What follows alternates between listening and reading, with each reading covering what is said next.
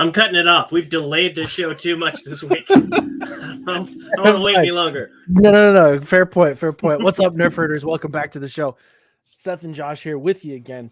Yeah, time for a bunch of stuff, actually. Like a mid-season recap, the Super Bowl. We've had all sorts of stuff. I've got I've got like a couple lightning round stuff.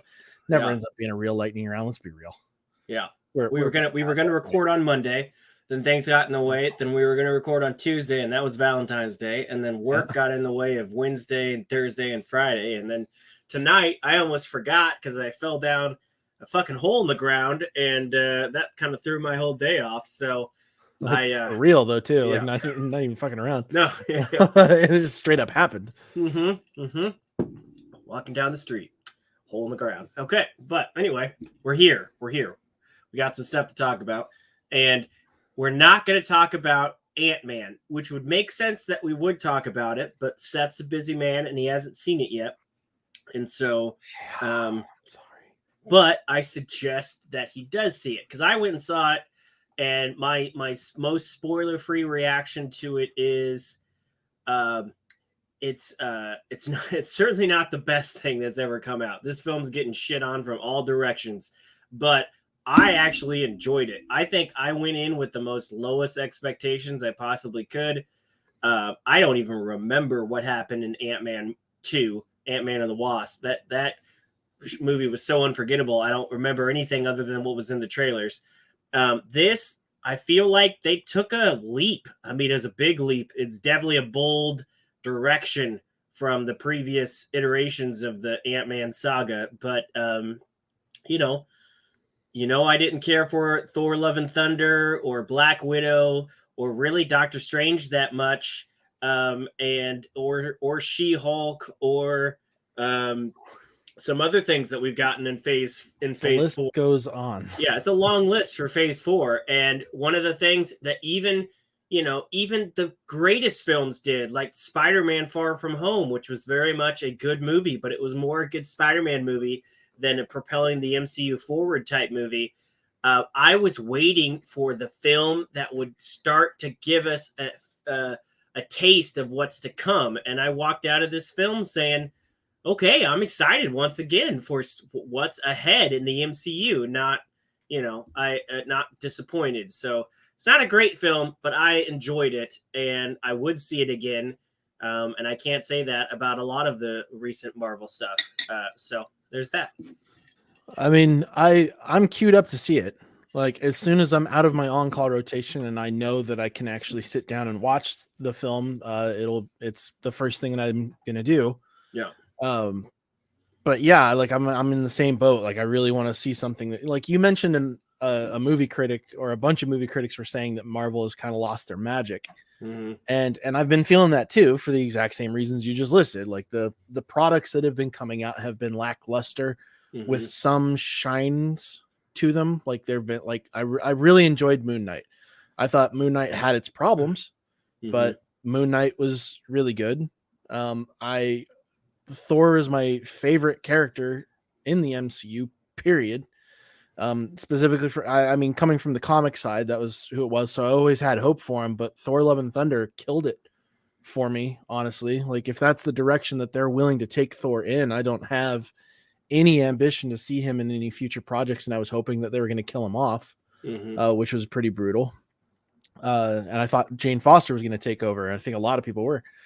And then, She-Hulk started out strong and then went downhill super kind of gradually, actually, and then had a little bit of an uptick for a short period and then boom, skyrocketed down to the ground hard.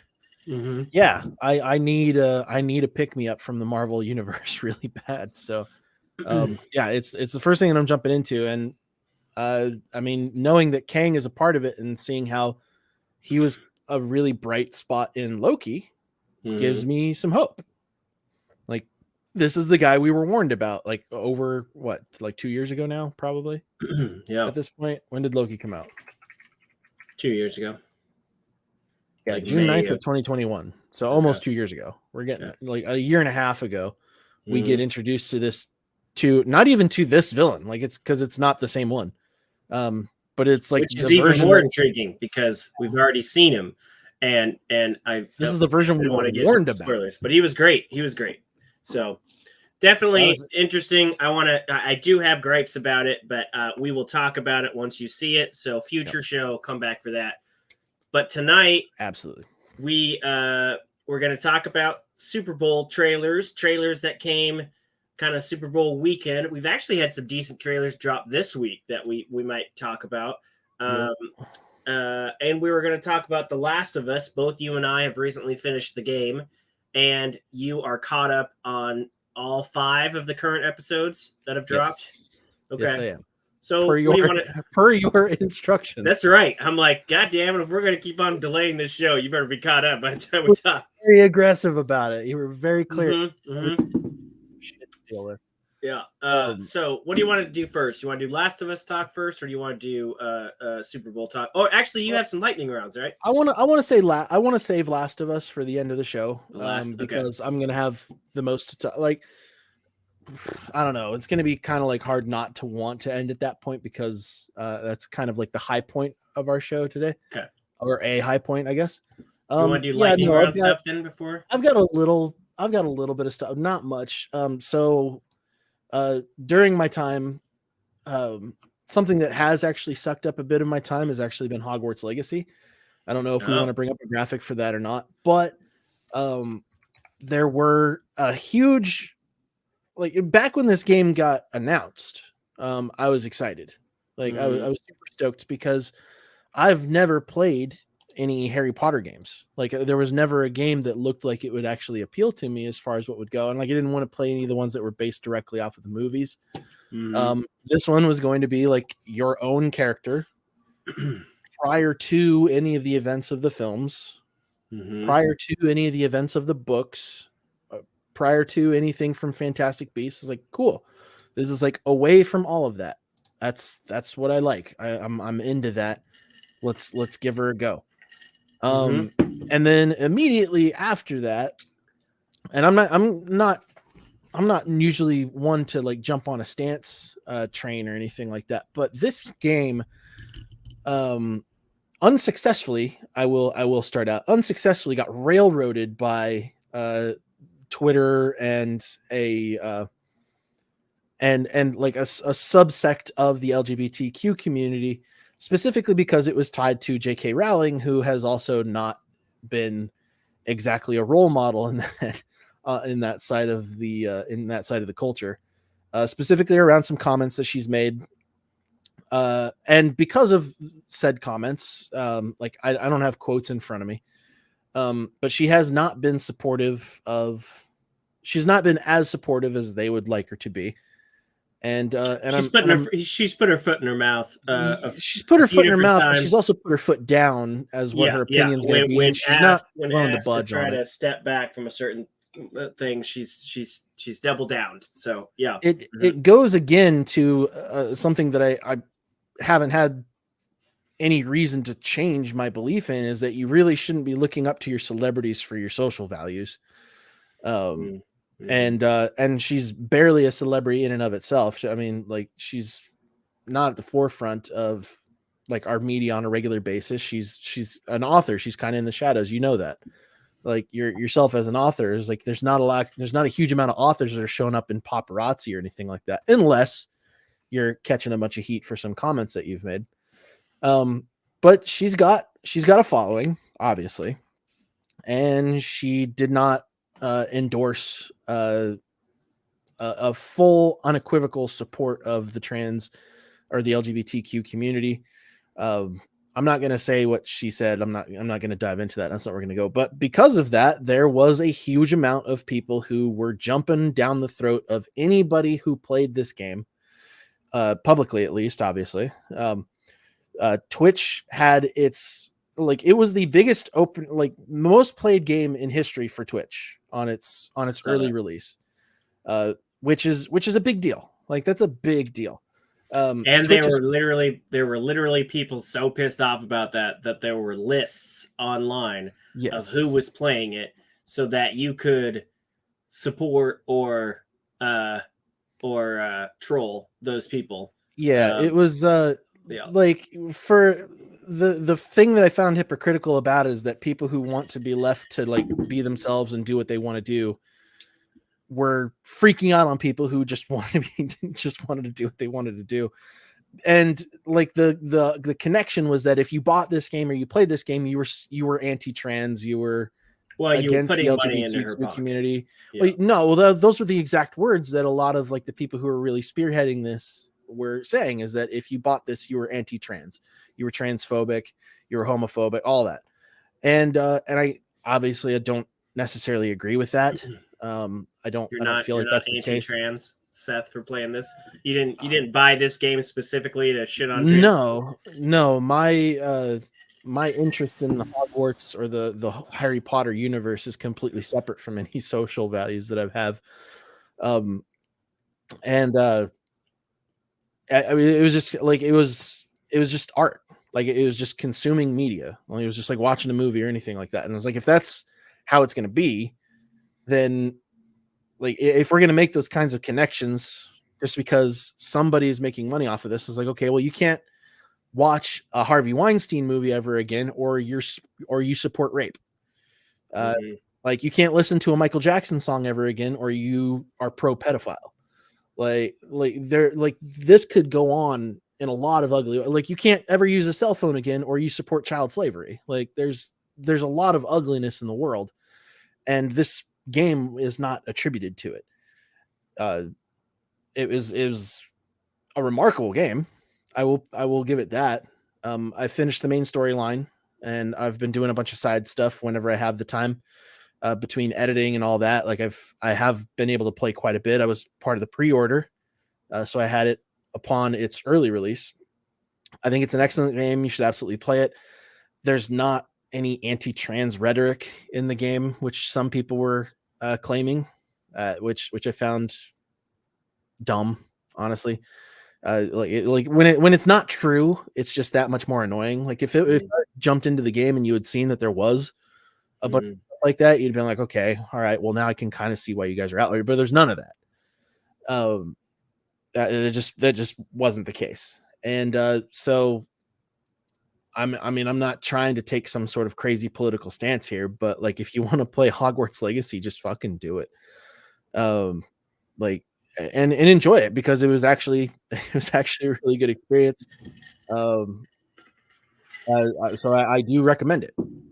I totally, Harry Potter was a mega success. It was Yeah, this, yeah, and the story of J.K. Rowling was this major success. To hear what she went through and where she was at the time when she was writing this, and what her story became after these books released. A lot of people did feel betrayed by some of the comments that she made, and some of the ways that she doubled down on those comments. And I totally understand that. Unfortunately, Harry Potter is this IP that is so massive now that those comments weren't going to stop Warner Brothers from making money. They weren't going to stop Universal from they weren't going to make Universal tear down the park. They're not going to make Broadway take out the Harry Potter play. And stuff like this is going to happen now. From what I know, she didn't have anything to do with this game. She doesn't have her fingerprints on this at all. She's always going to make some money off of Harry Potter to some degree or another.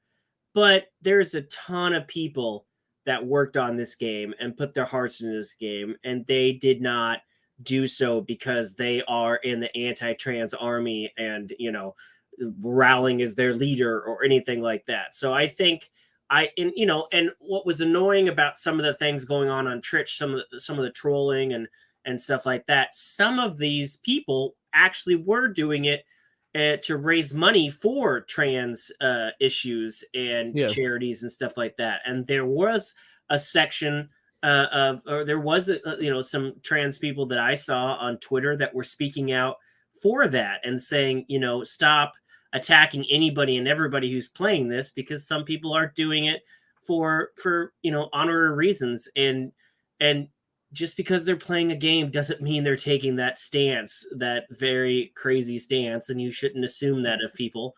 And a lot of people just like Harry Potter. I love Harry Potter, and it does suck that the creator has gone down this path. But I'm not going into my backyard to burn my Harry Potter books, and I will probably play this game eventually. But I don't have the money right now for brand new games. like she's not involved with the game. It's Yeah. like But a lot she of makes great residual people off are. of the light.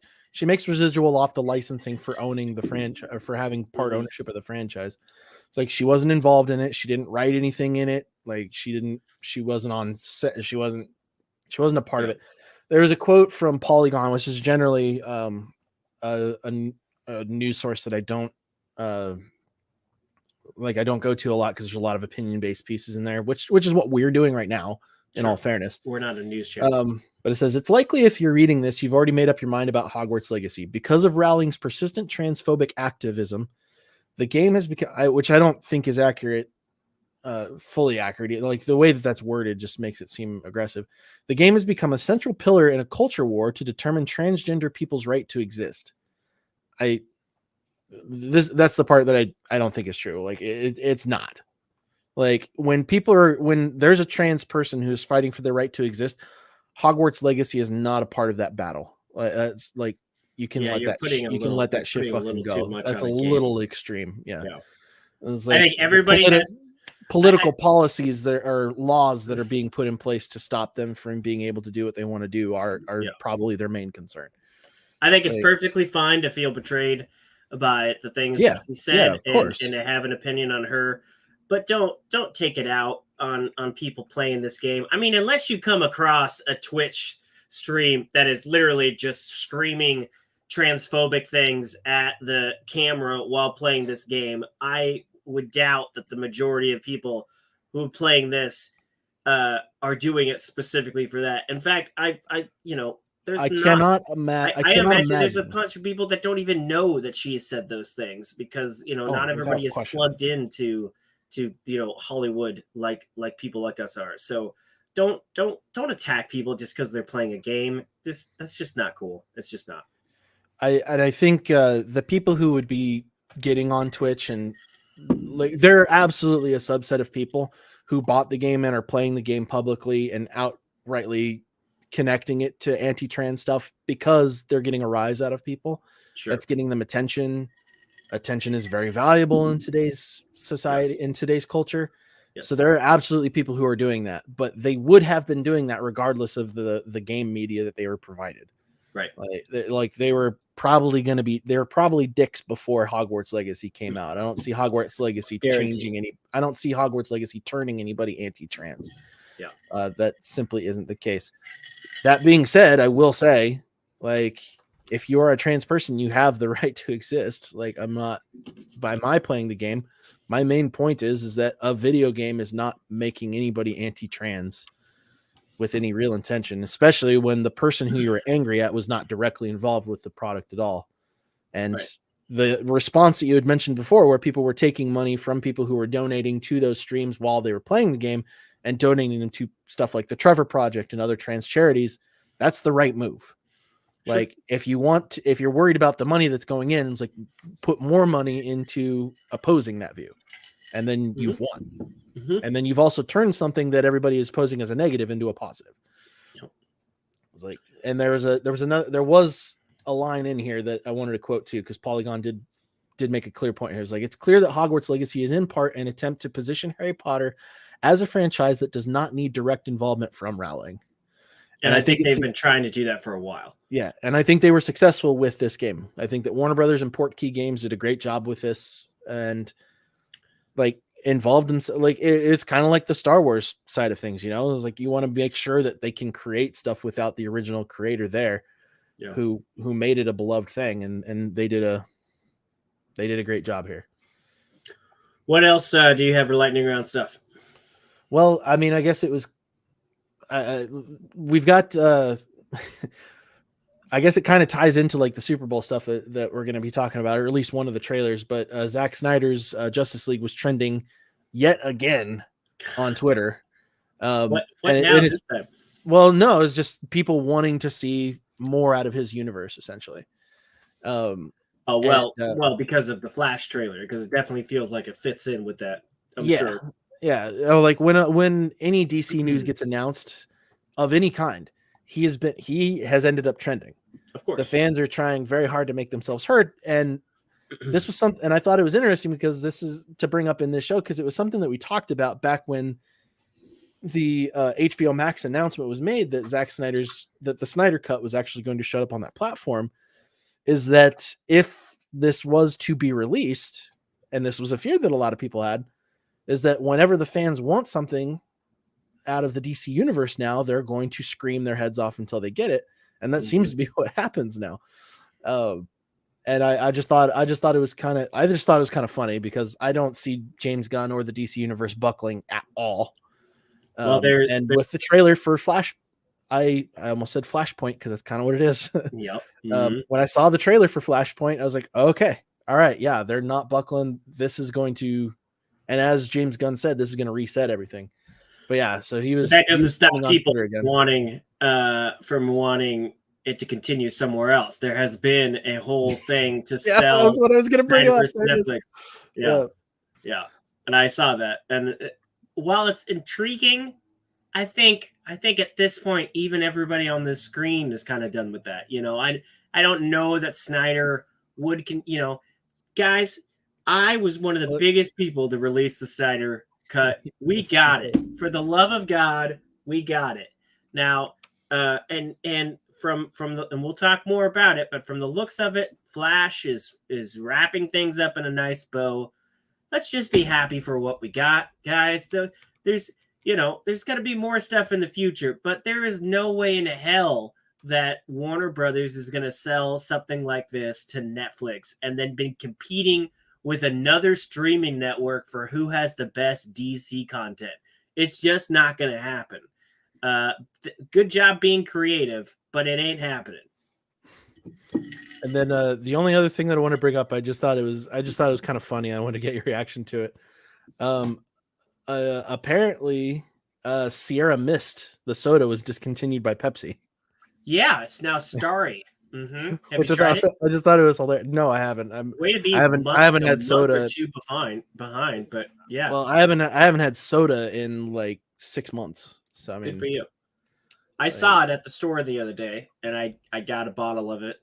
Tastes like that was trending on Twitter too, because a bunch of people were like me and were slowpokes about it. And we're all realizing it just now. Trending? Oh my god! Yeah, I mean, it looks like I saw the new one before I even realized it was a Sierra Mist replacement, and I was like, it's an odd looking soda because the logo just isn't that creative. And then I heard that, and then I saw it at the store when we were driving somewhere and tried it out. It tastes like Sierra Mist or Sprite. It's still their opposite of Sprite. So different name. I don't know how different it's made, but tastes fine. Sure. Fair enough. Yeah. Yeah. No, I'm just like when I'm looking for lightning round stuff, the first thing I'll go to is Twitter because that's generally where people are talking about all this stuff. Mm-hmm. And yeah, we'll jump into that. Like right now, it's basically just a bunch of WWE stuff that's trending, which I don't follow WWE anymore. I didn't follow Super Strong back in the day either. But yeah, Zack Snyder was trending at the time. And there was one other lightning round thing that I guess we could talk about, and that is this present. Go. Bruce Willis has been diagnosed with dementia, and so it's something that a lot of people thought was coming down the line after his last diagnosis. But yeah, it's kind of sad. I know for the last couple of years, there's been some commentary on why is he doing so many movies and why is it very minimal involvement in those movies, and why does it look like he has something in his ear that's feeding him lines? And I mean, we did a segment on a show about it when he retired because there were people talking about him having aphasia. Yeah, the Razzies had a whole what was the worst Bruce Willis film to release this year for a couple of years, because for the last 3 or 4 years he's released 10 to 15 movies almost a year, and there's still movies that he's recorded that haven't come out yet. And maybe he and his family saw the writing on the wall and was trying to build a nest egg or something. But whatever the deal is, it's sad, and yeah, that's it's sad. I can only wish him well and hope that he's comfortable for his retirement. Dementia is a real bitch, though. Yeah, I feel for the family for sure. Yeah, that's a rough one to have to deal with, and I don't really have anything else to say about that. Nope. Well, let's get into some happier topics. Yeah, let's do that. Let's go. So the Super Bowl. So you're bringing me down, man. I was like, you fell in a hole. You fell in a hole. Topic of Hogwarts Legacy, dear God. Yeah, but like trying to bring hope to people who still want to play the game. You're like, oh, I fell in a hole. Bruce Willis has a dementia. Like shit, man. You're stacking me today. I know. Well, let's get into some happier thoughts. Over the weekend was the Super Bowl, like normal. Well, I guess not like normal for a while. We haven't had a lot of huge Super Bowl trailers in a while because for the last couple of years there have been a lot of big releases, but it definitely feels like Hollywood is coming back. And so we had a few trailers, and we had a few TV spots, and this was definitely a different year. This was a very different year for what we've been like. This felt like the first Super Bowl that we've had where we weren't really dealing with a pandemic. Right. And that kind of shifted things around. And this was also like kind of like the first year where like you could see like content had sort of like really been dealing with like having been able to get around it for a while now too. And so, yeah, it was just kind of a, it was a different year. The only full trailers we got from the weekend was Fast X, which came out earlier in the weekend, Guardians of the Galaxy, and The Flash. And then we had some TV spots for Transformers, and we're not going to watch that one because there was nothing new in that. Then a TV spot for Indiana Jones. So what do you want to do? Do you want to watch these, or do you just want to talk about them while they play in the background on silent? Let's just talk about them while they're playing, because so for work, once again, I had to watch the Super Bowl. Oh gosh, this sounds horrible. So I was monitoring well, and I was a block and a half down the street from you, and I almost you weren't actually, because I was in a hub site watching it there. Oh, okay. Well, then I don't feel bad for not stopping. I didn't want to ruin it for you, but yeah, I was sitting in a server. I was sitting in a data center watching it there. So you did ruin it for me. Okay. I didn't want to do it at the time. Let's do this. Let's start with the Fast X trailer, or as I like to call it, Family versus Fabio. This is I just saw Fast 9 yesterday. For the first time? For the first time, I saw Fast 9 because it was on one of the premium channels, and I had it on in the background while I was working yesterday. I love how this is the 10th movie and the first time we see what I assume to be Dom's mom. I mean, I'm guessing that's who this is, I don't know who else that would be. So is that, I'm guessing it's Dom's mom. We've never seen his mom before. I don't know. At this point, it could be his dead dad, because nobody seems to die in this franchise. It's like nobody's actually dead except for Dom's dad. Yeah, he seems to be the only person who's actually dead in this thing. Yeah. They don't show Gal Gadot, but she's supposed to be back in this movie, so she's not dead, I'm guessing. They reveal the big bad here to be Jason Momoa. So coming in hot. What do you think of this villain? Well, I mean, Jason Momoa is just hot. Like, that kind of makes it tough, because like I enjoy him in almost everything that I've seen him in. He's just got an energy about him that is appealing. He does really well with it. This stuff they're showing, this is Fast 5, right? This when they did the vault thing. It was 5 or 6. I can't remember which one it was, but yeah, like they're tying this instead of coming up with a fresh idea. They're like, oh no, this guy's gonna get revenge for something that happened like fucking 5 movies ago. Yeah, he's the son of the gangster or something who's come to say, you took all my dad's money and ruined my life, and now I'm coming back for your family and I'm blowing shit up. I'm guessing that's what the premise is. It looks wild. I mean, the last one looked wild. The one before that looked wild, and it just keeps the last getting weirder. one was like the most disappointing one. That was just stupid. I'm sorry, it went a little far. Dude, I'm so glad that I just had it on the background, because every single time that I like turned and actually paid attention to what was going on, it just kept getting more and more ridiculous. Like the one scene I did see was like the landmine shit where you were talking about it, where one of them actually finally says, like, dude, how are you not dead? It's like, yeah, we've all been wondering that like forever now. There he is. There's Fabio with his hair and his, I mean, it really does look like everybody's coming back for this. Everybody but The Rock. And I think that's clear. We've got this gigantic cast. Plus, they're adding in more people. They got the guy that played Jack Reacher. They've got Jason Momoa. They've got Brie Larson in here. Yeah, no, they're stacking the cast like crazy. It makes me wonder how much like these people are obviously still going to these movies. Oh yeah, I mean they're still banking. They're still making big bucks. So you know, they're not. And this isn't the last one. I believe this is a 2-parter. So oh, dear God.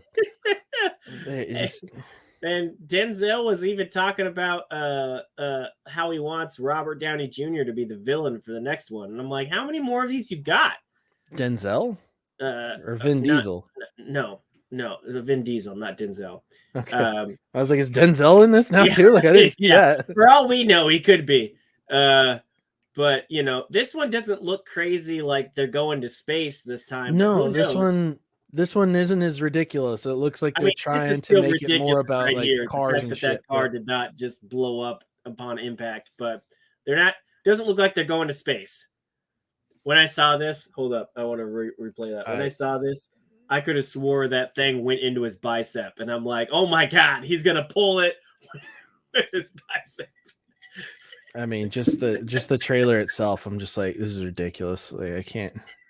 It's so ridiculous. It's so ridiculous. Oh, and then we're not done. She's back too. Charlize Theron.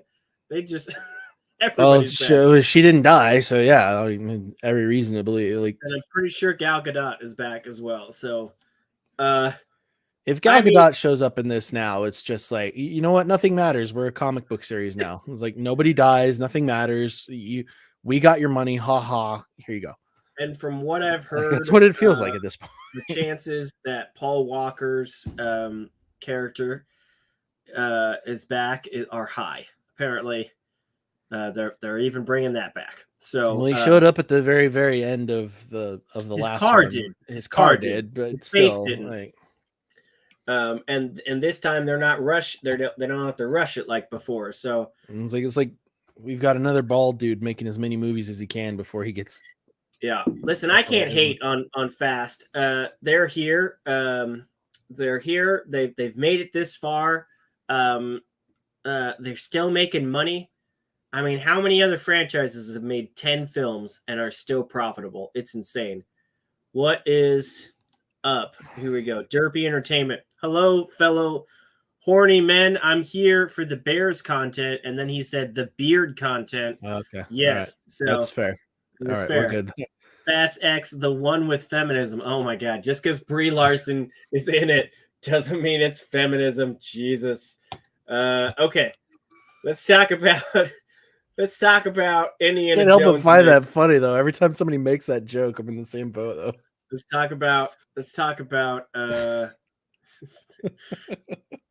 about Indiana Jones, which I'm not gonna lie, this was kind of the most lackluster thing of the weekend. It didn't feel like they didn't really give us anything new. Like there wasn't much to it.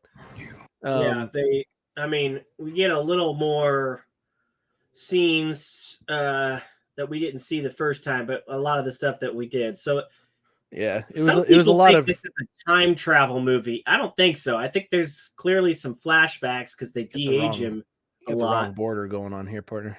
What? Oh, my Got the bad. wrong My border on our bad. screen. It's weirding me Oh, out. I don't care. You've already seen it.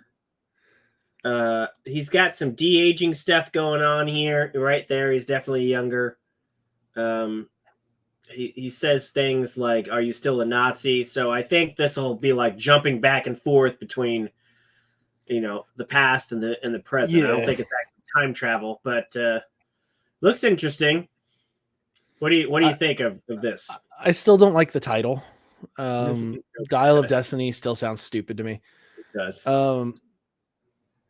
Yeah, it's it I don't know. I'm so hurt after It can't Kingdom of be the as bad Crystal as the last Skull. one. Yeah, it can't be It that can't bad. be as bad. It can't be as bad. It looks like they are trying to show that they learned some lessons there. Like, hey, yeah, we did kind of mess up there. Let's see what we can do. Yeah, But yeah, no, cautious optimism here. they're Like straight up. the first trailer that I saw, they did the thing with the music again, which they tried to do here again, but it Yeah, hit me harder last time. are they But yeah, falling out with a parachute, or is this going to be another? Yeah, it there's looks like there's a one person. parachute. Yeah, one person had a I parachute. thought that was going to be like another refrigerator thing, but I guess not. So nothing crazy exciting about that. The first full trailer they dropped was Guardians of the Galaxy, and while I am excited for it, it is interesting that not a lot of people were talking about this after the game. I think more No. people were waiting on the Flash trailer, but let's talk about it anyway because I am excited for this film. Oh, I mean, to be fair, we hadn't seen anything about the Flash Right, beforehand. right. Guardians had already had a trailer before, so This is the this wasn't second exactly trailer. that crazy. Like there was some new stuff here. Mm, Um, even more to make us believe that not all the Guardians are making it out of this one. Which a lot of us kind of expected already. this definitely has a tonal Yeah, shift from the previous ones. this one feels a lot darker. I'm sure there'll be comedy because you can't have a Guardians movie without comedy. But Yeah. I like the fact that they're not these two aren't together by the time we get to this movie. They're still not, and it doesn't look like they're flirting. I feel like this elevator scene still like is my yeah. I thought they did great with this one here. Mm-hmm. Like I teasing a Nebula and Quill romance was just. I mean, it's not happening, but yeah, it was funny. Yeah, Just the little stuff this that I like about Guardian, like just the looking little guy. subtle jokes or not so subtle jokes that James Gunn has thrown into these has always been like the best parts of them. Yeah, A lot this of people didn't rocket like stuff's Guardians good stuff. too, but I was really into. I thought they did great with that one too. Like they got me Thought it was all emotional. right. Well, Thought it was all they right. did a really good job with like the emotional part of it. Like I think the comedy went a little bit too heavy, but I mean it wasn't nearly as bad as Love and Thunder had gone, and it was probably also wasn't as bad as Ragnarok went. Well, they're I'm really definitely gonna excited to get. see Adam Warlock. Yeah, me too. I would bet that he's gonna be on their team by the end of this because it doesn't seem like he's Really? the villain here. Yeah, it doesn't. I mean, they're definitely. I know he's coming to get revenge for his people, but he's clearly not the big villain of this movie. It's this other guy. Yeah. No, I think their interests might align. Like Adam Warlock's kind of always on his own, doing his own thing. Mm-hmm. So Mm-hmm. I mean, I feel like that'll kind of be like he'll be like another. I don't know how you'd put it. I mean, he's gonna feel very similar to Vision. Yeah, maybe. Um, but yeah, I I don't know. I feel It's like the excited. Rocket Raccoon stuff is gonna hit hard. I feel Yeah, like they're gonna rip some hearts out yeah, with Rocket, which you could is I'm just not ready for. yeah. I Because feel like that's gonna be Bradley Cooper can pull it off too. Bradley Cooper's gonna bring it if So I they need to wonder really invoke that. in the first trailer they show up on this world full of talking animals, and I wonder if that is at all connected with Rocket's past. Like maybe Rocket was a test subject, and then this dude created a whole world of speaking animals. I There's a wonder if scene that's where possible. there's a scene where they get into quite a bit of fighting, like here, Mm-hmm. like Adam Warlock and all that. So yeah, I don't know what all they're gonna. It feels like they're gonna have two villains. They've got, God, I'm Well, blanking these on two his name. adversaries, yeah. Yeah, they're gonna have Adam Warlock and the guy who created Rocket, Hmm. and it seems like that's gonna be a focal point of it. And Groot looks a lot better here than he did in the holiday special, Hey, which I he's think we fucking buff, guessed. bro. Yeah, but he doesn't look plastic. You know, he looked plastic. He looked like a plastic cosplay in the Yeah, well, holiday special. he wasn't in it for a very long time though. Like they probably didn't Yeah. have the budget for it. That was more Drax and Mantis.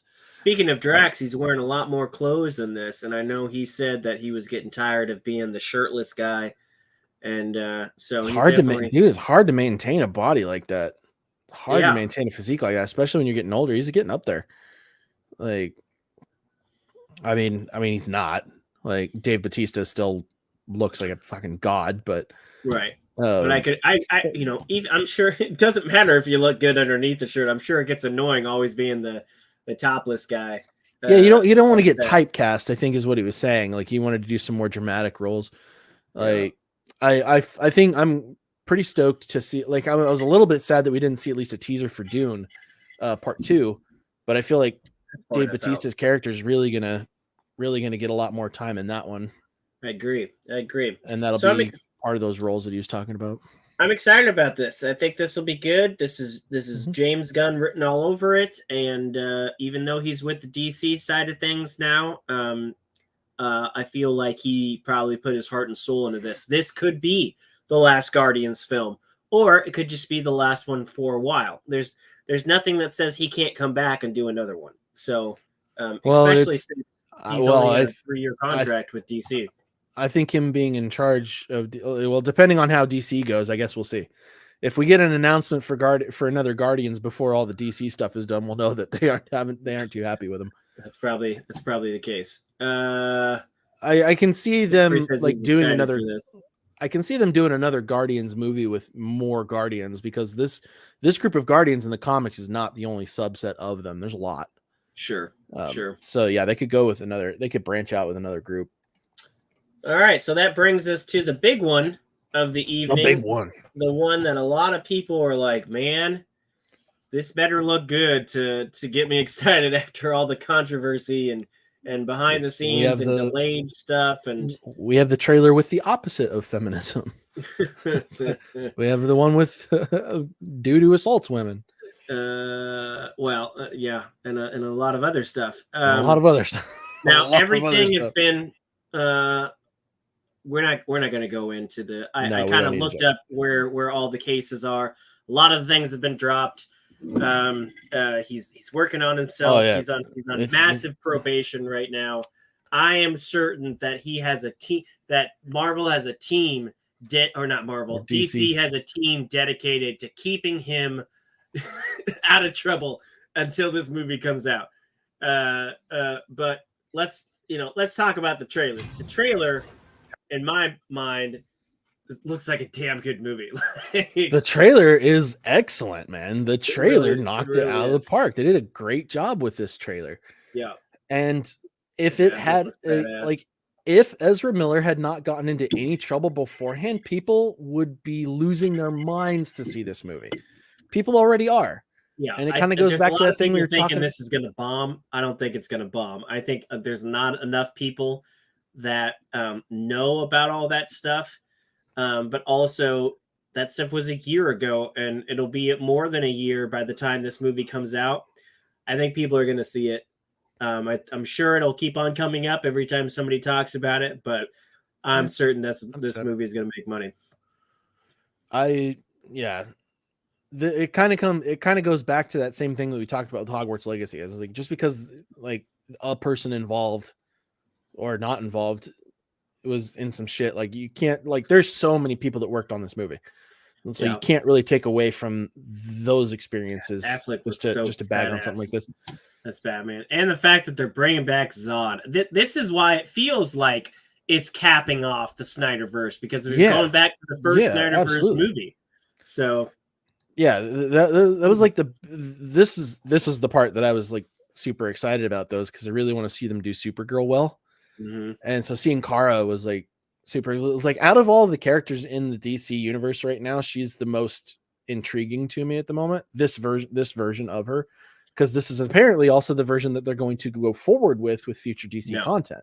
From what I've heard, it'll be a different Supergirl. It won't be this actress. They're doing No. another one completely.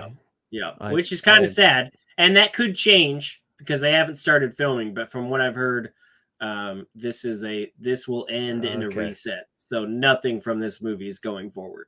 Gotcha. I thought that Supergirl was one of the things that was actually going to hold through for that. God, look how stiff Keaton still looks after all these years. Like, I'm glad they didn't update his suit because they really didn't. He still looks as stiff as he did in 1989 with that cowl. Like, he can't turn his head without turning his whole damn body. But sure would make backing out of the driveway easier. Yeah. He looks good though. He looks good. But this is why that cowl is why he has a lazy Susan in his Batcave. So he doesn't have to back the Batmobile out. And they had the classic Batmobile too. Like they had the like he had the same Batmobile. That was really cool to see. Yep. Ben Affleck is looking good in this trailer. I like the two flashes. That's a cool shot. That was really neat. That was really cool. Yeah, this kind of this is interesting. Oh yeah, and that blue and black Batman. Oh, that looks great. This whole sequence here with Kara. This is why I thought it was like I thought they bigged her up so much. I was like, oh, I thought this is going to be somebody we want you to connect with because you're going to see more of her. And right. And I could have swore they had Supergirl plans, and I thought she was part of them. Well, they did announce a Supergirl movie, but from what I've heard, they'll be going in a different direction. That could change though, because I guarantee you they haven't started developing half of the stuff that James Gunn announced. So, if this comes out on June 16th and everybody's like, man, I'm glad that the Ezra Miller stuff is done, but man, that Kara was amazing. I wish they'd keep her. Maybe that will convince them to keep her. Who knows? The look that she had was great. Like she looked broken. She looked brutal, and I really enjoyed. Like I thought that was a good look for her. Well, because this is the other thing. I'm kind of sad that they recasted Flash's dad because Billy Crudup was busy, which sucks because I can't imagine this is a crazy role for the dad.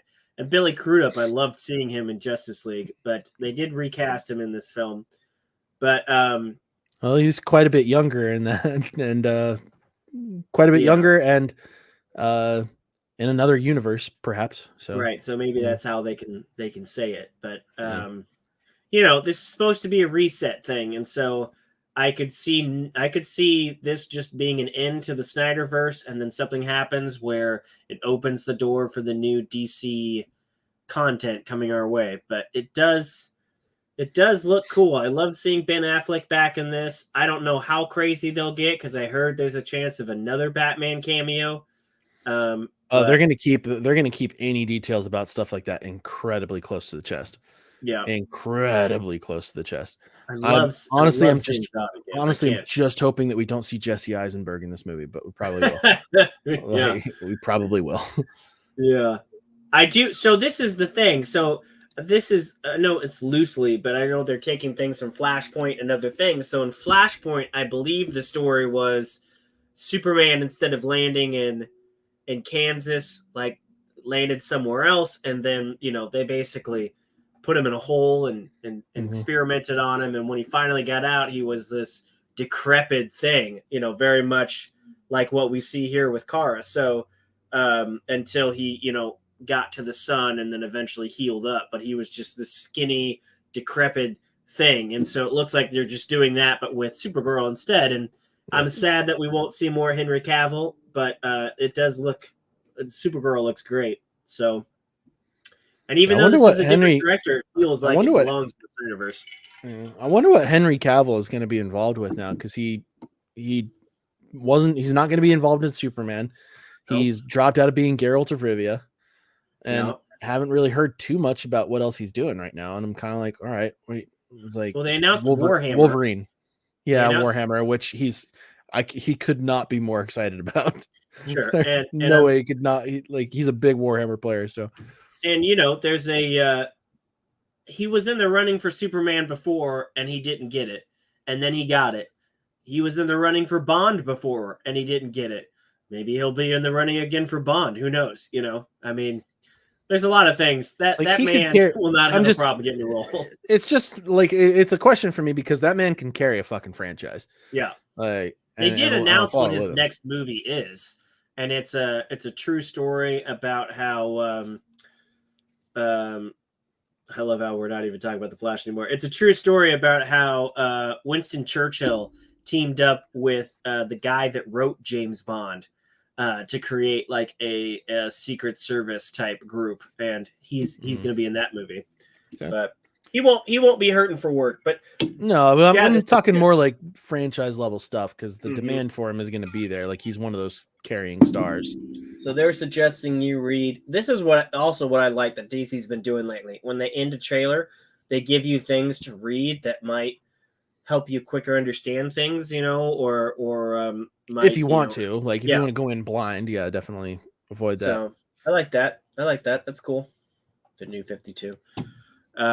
Anything else? I think those were the major trailers of Super Bowl.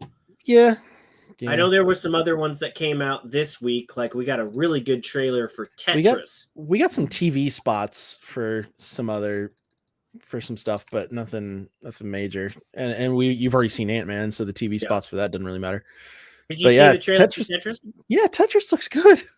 It looks Tetris looks great. I good. wanna pull that up. So Taron Egerton is apparently playing a guy who gets the rights for Tetris, moves it over onto just like the business dealings of a game that was built by somebody living in the Soviet Union era Russia, yeah, yeah. and kind of like the battle in the early days of video games. Like I It's guess it's not really not technically a video game movie, but kind of. Oh yeah, it's I've been wanting a movie like this for a long time. The story of Tetris, the real life story, is insane. Yeah, It it's really fucked is. up. And there's a YouTube channel called Gaming Historian, and he did an hour Yep. long like documentary on this, and it was the most interesting thing I've ever heard. I mean, this guy, depending on how close they get to the real thing, the guy that Taron Egerton is playing, he just went over the world starting selling a game he had no rights to. Yep. And all of a sudden, Nintendo, the US, the UK, and the Soviet Union were all like, no, we get to come out with Tetris, and we bought the rights to it, or we own the rights to it. And the Soviets were like, the hell you did, you know? And then this guy who invented it didn't get a penny for it for like 2-3 decades. I mean, because he was under the Soviet Union, and you know, it was a product of the Soviet Union. It wasn't something that he felt that he could claim, you know, anything. So this was like one of the Well, yeah, most that was like the height of communism in that yeah, region. Yeah, like nothing belonged. You didn't own anything. right. And yet And everybody in the world was playing this game. He could have easily been a millionaire, a multi-millionaire back a then. And gigabajillionaire, yeah, yeah.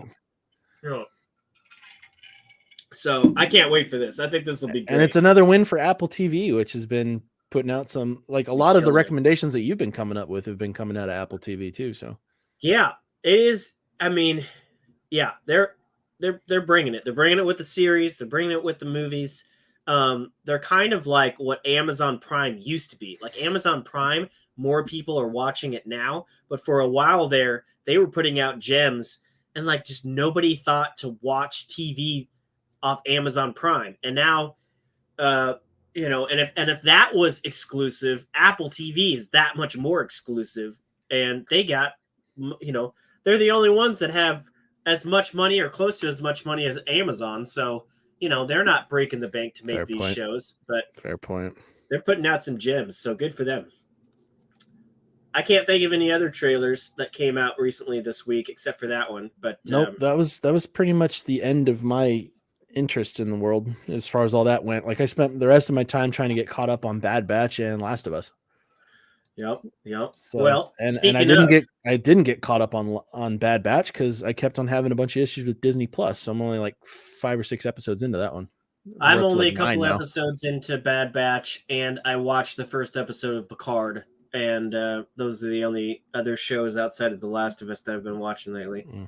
We got to talk about Last of Us, though. We got to close the show out let's because talk about the game damn. first. Let's talk about the game first, because I didn't me and like you it. both like the game. Shut the fuck up! What? You didn't like the game? I loved the story, but the gameplay did not grip me. I didn't like it as an exaggeration. I'm just I'm saying gonna that put piss you off. spoilers on here just because we're not gonna not talk spoilers. So, spoilers. Your non-spoiler review is watch the show, and if you have no interest in playing video games, don't even try. If you are diehard into video games, maybe give it a go. But that's Seth's non-spoiler. My non-spoiler is it's a hell of a game. I really loved it, and it gives me a deeper appreciation for the show. This game has been talked up for years, and I haven't had a PlayStation, and I've wanted a PlayStation for all the reasons you've told me over the years, for Spider-Man, right. for God of War. By the way, I played some more God of War this week, so I'm finally working on that. But The Last of Us has always been something that I've heard. And I remember hearing about it years ago, and I thought I knew the story. Like, for some reason, I had it in my head that it was a story about the apocalypse, and she had mind powers or something like that, and he needed to protect her. By the way, neither of us have played part 2, so if you're going to comment at all, please don't comment at all about part 2. But both me and you decided to play this game. I finished it a little bit before you did, and I liked the gameplay. I thought it was hard at first because you had to, the infected and the clickers and the big dudes, the big spore monsters. There's different ways. I felt like there's an element of stealth that you could get around a lot of this game if you learn to really go stealthy, which is interesting, and I think that's shown off in the movie as well. And I thought that it was very narrative driven, not as narrative driven like a Telltale game to where there's not much, right. Yeah, but there is interaction. But it is a strong story, and that shows in the adaptation, because a lot of this is scene for scene, word for word, and I really did appreciate that. I thought this was a very strongly written game. The story got me in multiple spots. I was in tears in multiple places in this game, which requires a really strong story for a game due to me. But it did an excellent job of the story. I could not sing the praises further of the motion capture actors, and voice actors who played it, because it was like the whole bit about it. The brutality of a post-apocalyptic world, or during apocalyptic world, is very apparent, and they did an excellent job portraying how brutal and ruthless that would be. It reinforced my belief that if there was an apocalypse, I would not survive. There's a lot about it that it did well. I've been playing video games for a very long time. I've been a hardcore gamer for a very long time. There's not another medium out there that I have enjoyed more than I have enjoyed video games in my life. And this one just did not meet the expectation that was put into my head beforehand. And I think that was the reason, is because this game had been bigged up to me by absolutely everybody who had ever played the damn thing. And the gameplay did not grip me. The gameplay did not have me on. I was pushing through solely to see the story. I was playing on a harder difficulty. Like I wasn't playing on like the easiest mode. I was just playing on normal. I didn't jump, like, because I wanted to have like the game experience. I wanted to get in there, but the gunplay felt clunky. Like the aiming scheme was just not good. Like, it might have been different if I had played it on PC. I don't know. I don't play shooters with a controller anymore. Like, that's just not how I go. The stealth to me felt kind of vanilla. Like, really is kind of what it comes down to. Like, and I'm coming from, I mean, like, Assassin's Creed hasn't been a stealth game in a long time, so that doesn't really count. But some of the Tom Clancy games, there's a few others that like I haven't played a game that like really nailed stealth for me, at least. That one's kind of a tough one. There were a few moments where like I feel like they got the suspense down pretty well. And I did like that uh, I did like that having a weapon did not necessarily make you feel any safer. Yeah. I thought that was a really good element to it. Is that, yeah, okay, you've got a shotgun. It might not do you any good. You take a lot of damage, as you should. Like, you are a basic human being without a bulletproof vest, without armor or anything like that. There's not an armor system. Shouldn't take very many shots for you to go down. You get hit by one bullet, you're going to get knocked down, and you might not be able to recover in time before the mob gets to you. Like, if you come up against a clicker, if you don't have like the skill to actually like shiv one to save yourself, you're gonna die. Like, or unless you get lucky and Ellie jumps in and jumps on you. Like, I thought they did a really good job with that, but the gameplay itself just felt off to me, and I could not shake that feeling. Like, I could see all of the merits in front of me, but for some reason I just like it just didn't. I couldn't get into the gameplay as much as I wanted to. And that kind of took away from the experience for me. And when I was playing through, like, I found myself the most excited about what, like, I relaxed right into enjoying this like it was a TV show during the cutscenes. Like, that was exactly what had happened. And then when it came back to a point where I had to go through the gameplay, I was like, fuck. Like, and like some of the puzzles were not really I mean, there weren't really any challenging puzzles.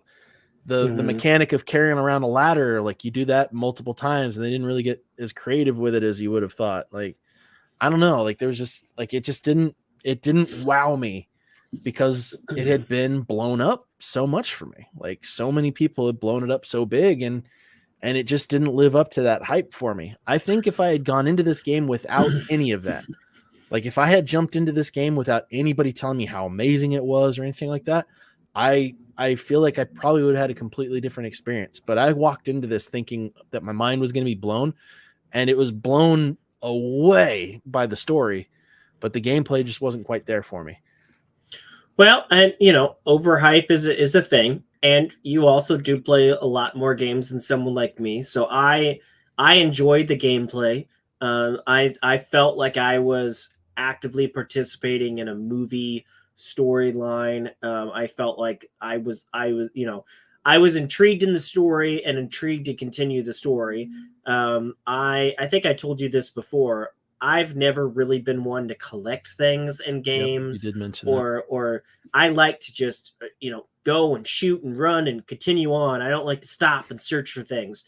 And I got into this, man. I found myself every time I was in a town, like, I don't care how long these people have to wait. I'm gonna go through every single house, look through every single drawer. I got so good at stacking up, like, I would have like three whatchamacallit, the bottles that turn into bombs. Three of the Molotovs, Molotovs. three of the smoke bombs, I would three the of the smoke bombs. I would have the nail little nail bombs. grenades. I would, I'd upgrade my shivs. I'd upgrade my bats. And then, there'd be times where I'm like, let's just do it. Let's just go. Let's go head to head. And then other times where I'm like, let's just throw some cocktails and kill them from afar, and then just keep on going, or let's just sneak around. And I liked that there were areas where you could do that. You could sneak around, or you had to confront things. And I enjoyed it. I really enjoyed the Ellie's participation. Once she did get a gun, she didn't always help. She wasn't always helpful. It wasn't like you always had a guardian angel. I liked that aspect. I liked the different people you came across and the different situations that you were put in. There's a section of the game where Joel gets hurt, and then you're playing as Ellie, and then there's just a different. It's just a difference to that, and you feel like there's another. There's suddenly this vulnerability that you thought that you were past at that point of the game that you had to re-encounter by going through her. I was more intrigued by the gameplay when I was playing as Ellie, than I was as Joel. I will say that. I don't know why. I don't know why that was. I think maybe because I felt her as like a more vulnerable character. Yeah, I like that there were workshops, but it never got to the point where I thought that I was just unkillable. You know, like I felt like there Yeah, was there's no always point. there's still levels of suspense. And you know, I was playing this on the PlayStation in my basement, and I'd still get freaked out if like Maddie came down and Cece got me did some once. laundry behind me. like Madeline, you know, like I had the lights off because I hate the glare, but please don't sneak up on me like Cece that. got me once coming down because as soon as you come through our basement, like the basement door's behind the couch, and I couldn't see her come in. She came up. I had headphones on. Nobody could Yeah. hear anything. And Did we then go somewhere, I just Jeffrey? He said, "Oh, good, you're back." We must have gone somewhere. I don't know what that means. I don't know if we disconnected. You got the studio view. I can't see that. Hmm. I don't know. Well, I'm We sorry if we didn't. left. But we're talking about The Last of Us now. There was one of my dogs sat on my lap for a while, and she was into it. She was into it. And when the clicker came around, she would just start looking at the screen and start barking at the screen. And I was like, stop it. I'm trying to pay attention. But I enjoyed the game. I played the DLC afterwards, which is a little more into Ellie's history. I liked that. I like stories-driven games, and I felt like I was actively a part of that story, and I really wanted to play this before watching the movie or the show. And I'm glad that I did. Before we get into the show, are you glad that you played the game at all before the show, or do you think it benefited you at all? Um. Oh, snap.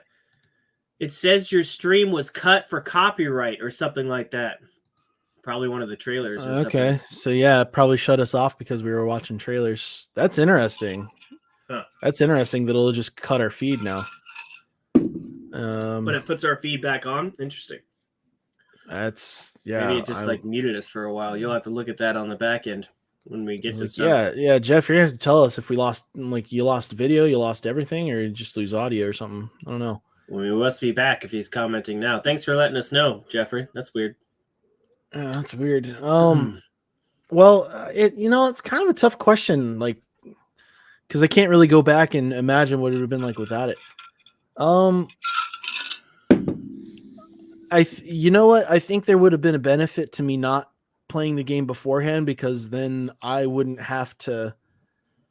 I would have been because I've been watching the show with Cece. I've been watching it with my wife, and so like I would have been experiencing this for the first time with her, because the show does follow the game so well and so tight that that might have been a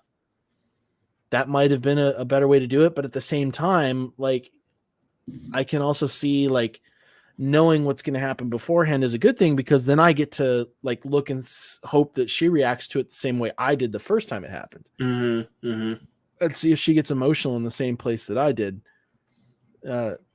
So I mean, I can see pros and cons to both. But yeah, that one's a tough question for me. I don't know if I would have.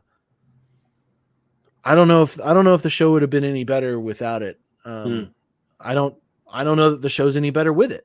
I think you could probably take it either way, because the show is just that good. Well, do you want to talk about the show now? Well, we got to talk about the show now. Like, okay. I mean, let me switch this. I don't like how it's been sharing this here. Let me switch to that so I can bring in other graphics. But share screen, and let's share that. There we go. Well, so we are 5 episodes into the HBO adaptation of this, and it was just black screen with copyright violation. Waited for about 10 minutes. Well, I'm sorry, Jeffrey. That sucks. I'm guessing that happened with the Flash. I'm guessing it happened with Flash because of how late. it was super that was. irritating. So we weren't even. We just had the trailer on. We weren't even having the audio. Like, if somebody wanted to watch the trailer, coming to our channel is not the way to do that. Right. We didn't even have audio. So it didn't do it for Fast X, Indiana Jones, Guardian of the Galaxy, or Tetris, but it did it for Flash. Interesting. Well, sorry. That sucks. That's irritating. Anyway, back to should we do non-spoilers first, or just jump into spoilers? I don't know. The only thing that I have that's like non-spoiler is that you should watch this show. Like it is an excellent I totally it's agree. take on it's an excellent apocalypse show. Um this feels very much like The Walking Dead did early on, where it like kind of like nailed that feeling, Oh nailed yeah, quality. first season of Walking Dead was Yeah. chef's kiss. Like you can't like it's Walking Dead never got that back. And it just as the seasons went on, just kept getting farther and farther away Well, from I don't. after season I 3. I hate the hate that Walking Dead got. I feel like Walking Dead did with Dark Knight, the Dark Knight quote. Uh, you either die a hero or you live long enough to see yourself become a villain. And The Walking Dead had so much stuff in those comics, and they just wanted to do it all. And it just stayed on for so long that, after Negan, the shock value just went away, and people just got kind of tired of it. I mean, it's been on for what, 11 seasons, something like that. Any show The that goes 11 on for, seasons was its final. It's done yeah, now. any show Except that for goes on that far, plus all the spin-offs that's coming, yeah. people are going to get tired of it. But it still had a loyal fan base to keep it on the air that long. So Which is great, but like I'm talking about specifically about the feeling. yeah. Like the feeling of it. Like there was a like when you've got an apocalypse show, you've got a couple different directions. You get a few different directions that you can go. Your main villain can either be like the contagion or the circumstances of the apocalypse. Mm-hmm. Your enemy can be the survivors who've actually gotten in there, or you can balance it well between the two. And there were seasons of The Walking Dead, especially early on, where the main enemy was really the walkers. It was the zombies. Mm-hmm. And for whatever reason, like the level of it was like the characters in the game leveled up to a point where the zombies weren't really a problem anymore unless there was a gajillion of them. Yeah. And then there were moments where even a couple of them were like a crazy threat, and it's just like this really isn't that much of a big, like you got a knife, fucking use it. What are you talking about? Mm-hmm. Like this is dumb. This show seems to be doing like kind of like a balancing act, but there have been more examples that the survivors are going to be the main villain of the show. Are going to be like the real main enemy as far as all this goes. And if they follow the game, like the game did kind of like the same thing, and they seem to be following the game really tight. Yeah, it's definitely, for people that saying it's boring, I don't see how it's boring, but it's definitely a drama. It's not an action show. I feel like those are the same people who said Andor was boring. It's just like, Yeah. you know, it's not for you. Like this is Yeah. where, and I think that's kind of part of the problem that we've drama got. Storytelling. Like I remember when Martin Scorsese said that MCU films weren't cinema. They were thrill rides. I think that's what a lot of, and I think the problem is that's not just the Marvel Cinematic Universe and not just comic book films. Like that has been a lot of Hollywood for a while now. It's just been action, like cheap action flicks, because you don't have to put a huge amount of effort into those. You just kind of throw them out there. And I think a lot of people got conditioned to expect that out of everything that they watch now. Mm-hmm. And like even with The Boys, like you've got another one there is like where they've kind of like broken the tropes of comic book content, and Invincible again too, like another one there. So there are outliers, but a lot of people have gotten like so conditioned to expect high action and a lot of stuff, like have that be like the bulk of your entertainment, especially when they're churning out a fucking Fast and the Furious movie every year, or another shitty version of Jurassic Park. It was like, or of Jurassic World. Like when something comes along where it's like, hey, we're gonna tell you a story, we're gonna tell you a story. We're not gonna show you a bunch of flashy lights and shit. Sorry, this isn't John Wick Part 4. This is a human story in extraordinary circumstances. Like this is the kind of stuff that, and then when these shows do really, really well, those same people who are super used to all those action flicks just get more and more pissed off because more stuff keeps on getting made. It's like, no, this is where it's subjective. Like I'm getting tired to a certain point of extraneous action movies. And I want to be moved. Like I want to see art. I love a good Marvel Cinematic film. Don't get me wrong. Like I love a good DC movie, but This show, first of all, is the first example I have seen in my entire fucking life of good video game based content. Oh yeah. It has Well, that goes to show how good the writing was in the game, because we both agreed that the game was very narrative driven, and they brought that same writer and brought him on as a co-writer of the series and a co-showrunner with Craig Mance, who did yes. Chernobyl, and you can see it. They're You can not fucking trying. see it. They're not trying to do their own take. They're saying the reason why that game was so good is because it was written so well. So let's take that, let's expand on that, but we don't have to try to reinvent the wheel. And And I they didn't, love that. and they've only expanded a little bit. Like they Yeah. have not gone too crazy. So my last bit of spoiler free talk will be, you will get a great experience of you will get a great story experience regardless of which direction here you go down first. Mhm. I agree. If you really want to, like this is kind of like, this is so close to the point where it's like, well, did you read the book first or did you watch the movie first? Mhm. Like this is how good that shit is. And Like this is how, that doesn't always turn out well with the book that doesn't first always and turn out well either, but it's Yeah. super common. Yeah. Super common to see a movie based on a book and have people making a bunch of comparisons at that point. Like video games have not been made into movies at the ridiculous rate that they could have been in comparison with books, because they've gone so bad so frequently.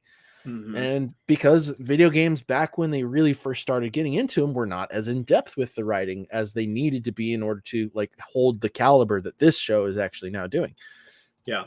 The subject matter needed to be strong.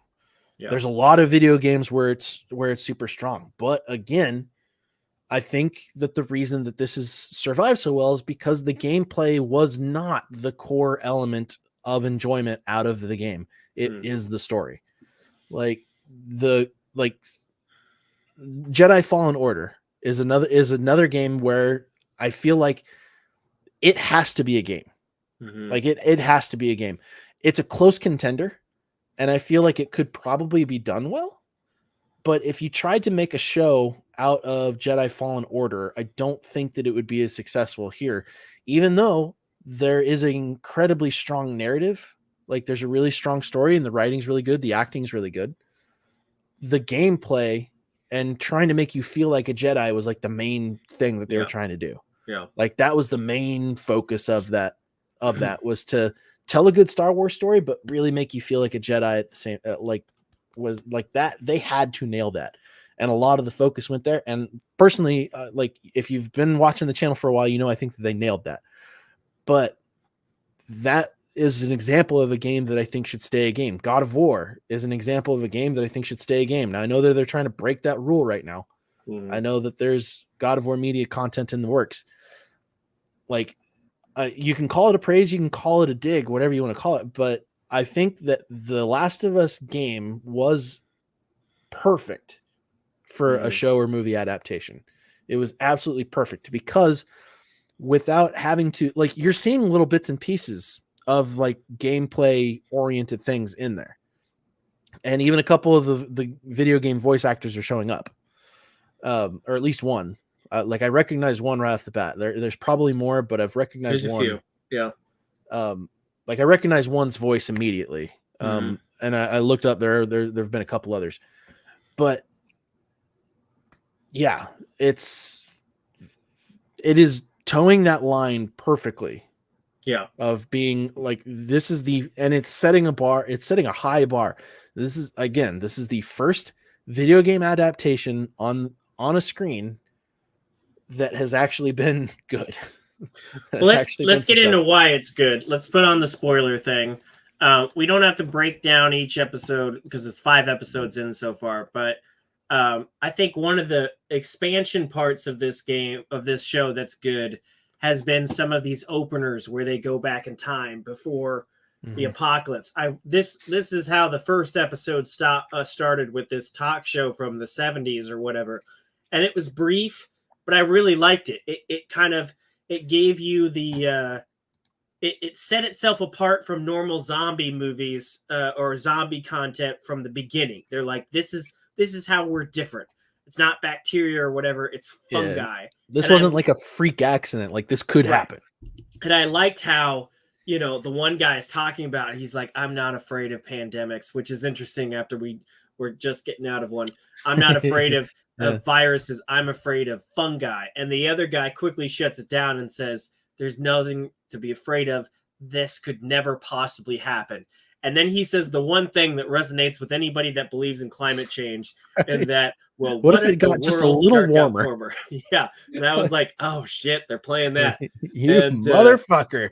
And now everybody on the goddamn planet who's watching this show is fucking terrified of mushrooms. yeah, because they literally, after this episode, they had to put out, I saw several news organizations saying, don't worry, this can't happen. It is still fiction, but I love this. This was a cool opener. And then we got into the opening story with Joel and his daughter. Sarah. And gosh, that was just, playing that game. I was on edge at the beginning when playing these scenes with her. And I've forgotten that she dies, but I remembered as soon as it happened. I'm like, oh yeah, I do remember reading that she dies. But it was just as impactful in the show as it was in the game. And I loved it. I thought Pedro Pascal as Joel really sold that emotion. And there's a lot of people that hadn't played the game that was like, they killed off the main girl like in the first episode. Like, it was an impactful moment. It was well done. I got emotional. This was like the first emotional part for me in the game, as it was for a lot of people, but this was the first emotional part in the game for me. Anything to do with like a parent kid relationship sometimes gets me. I don't know why, especially when it's the father. Mm-hmm. Yeah. And so this part of the game broke me, and then they Yeah. did it here, and I thought they did it better here. It was a heavy part of the game, that's for certain. Yeah. Pedro Pascal is gunning for an Emmy in this show, whether he knows it or whether he's trying to or not. Well, this is his niche. This is his niche, walking around with some type of magical child. That's his thing, man. He's literally, this is the third project he's done where he is in a fantastical setting, protecting a child. So being the reluctant dad. Yeah. So then after the death, it goes forward 20 years to Boston, I believe, and we immediately see this sad child who is infected, and they euthanize him, which was sucked. And then we see Joel throw his body into the fire, and this is where the episode was supposed to end. Everybody was like, I wasn't expecting such a long first episode. They basically, this was supposed to be split into two, and when they screened it, they were like, he throws the kid in the fire, and then that's the end. And they're like, that is just way too bleak of an ending for the first episode. So they combined the two episodes to give you a little hope after that. But yeah, that would have been a heavy way to end this episode. It would have been a little brutal. Yeah, because it's brutal enough just watching it, and you're like, that sucks. And then not only doesn't take away from the way he did it though. Like No. you could see that he's just dead inside. And not only does he have to help burn the bodies, but then he has to help scoop up the ash afterwards. And I'm like, God, that job sucks. Like, that's a sucky job, Yeah, that's rough. But we get a little bit of him and Tess, and then we get introduced to the Fireflies, and I wonder, is that the voice that you heard? Because I forgot her name in the game, but it's the same person that plays her in the show as in the game. She was the first. Yeah, she was the first person. Okay. She was the first person. The other one that I recognized like right away, because I watched this episode twice. Okay. The one that I recognized right away was actually Tommy, the guy who voices Tommy, who's actually the enforcer guy in episode 4. Gets introduced in episode 4. He actually voices Tommy in the game, right? And he played kind of a throwaway character in the show, which I thought was cool. But yeah, I like that. epic beard on the guy too. He Like, did. He goddamn, looked like a he badass. he looked like a fucking badass. Like, good for him. Like, but yeah, he gets a live action role, and they make him up like that. That's great. but yeah, I recognized her. And at first I didn't think it was the same person. Then when I looked it up, I was like, oh shit, okay, cool. Mhm. I like that. But again, like that kind of goes back to it. Like when we see, like when I see the voice actors for Joel and Ellie in the game in this, I'm gonna freak the fuck out. I know. Yeah. Because I'm really worried about the part that they're gonna give them if they got involved. Like I don't know if they got involved. I haven't looked that up. Well, I don't know if it's coming. I don't think Tess did, and unfortunately she just recently passed. So Yeah, unless they filmed her, but I don't really think she's in the show. No, like so the character that the voice actor for Joel in the game could play, I'm really worried about it. Oh, I think I know who you're talking about. Let's keep that aside, because that could be coming up that episode doesn't come out yet, but yeah, and that one. I bet I know who you're talking. I hope that's not the case, because he could fucking do it though. He could though. Like that's the thing. Suck. He could fucking do it, which would be really mean. It'd be interesting. Really he'd be on the opposite side. He'd be the villain, but yeah, he could. When they introduced Ellie, though, I don't understand. There was some. I think it's growing on people, but I remember the first week when this came out, people were just up in arms about Bella Ramsey, and like, I don't know why. She's great. Dude, she's awesome. I never saw any of that, but I see comment, like, because I've watched a couple of other reactors watching the show, and I've seen people in the comments being like, I don't know why people were bagging on her. I was like, I didn't see anybody bagging her, but from the start, from the first part of me seeing her, I was like, wow, she's nailing Ellie's attitude in the game. Holy shit. She is. I just thought she was doing it perfectly. I was like, what are you talking about? She's doing great. I saw some stupid shit like she's too ugly to be Ellie. And I'm like, what the fuck? Fuck off. First of all, she's not. Off. She looks like a kid, though. She does look like a kid. She's supposed to. And she's supposed to be 14. I don't know how old is Bella Ramsey in real life. Like, I doubt she's 14, but I know she's still fairly young. She's cute. She looks innocent. She looks playful. She looks like a kid. She looks how the character's supposed to look. Yeah, she looks older than she did in Game of Thrones, and she was a badass in Game of Thrones. And I love her portrayal. Game of Thrones. Her portrayal, when she needs to be someone that has wonder or excitement, she has that. When she needs to be a smart ass, she has that. You know, she's great. I loved her introduction. She's playing a teenage girl, and she's doing a great job. Yeah. Like, and there's a particular scene later on in the episodes where like she wins me over completely if she hadn't already. Cause like Bella Ramsey has range. This is very clear. She does, and she's doing a good job. If you're hating on it, like I seriously don't understand why. Like, because she's knocking out of the park. And if you tell me that you would have wanted fucking Millie Bobby Brown playing the part or something, I'm gonna punch you in the face. Like, I've had like nothing against Millie Bobby Brown, but I've seen her in enough shit at this point, and she cannot play a 14-year-old girl. Like, she's been playing like a 14-year-old girl in the show way longer than she should be playing a 14-year-old girl. Yeah. Like, so yeah, I don't need to see.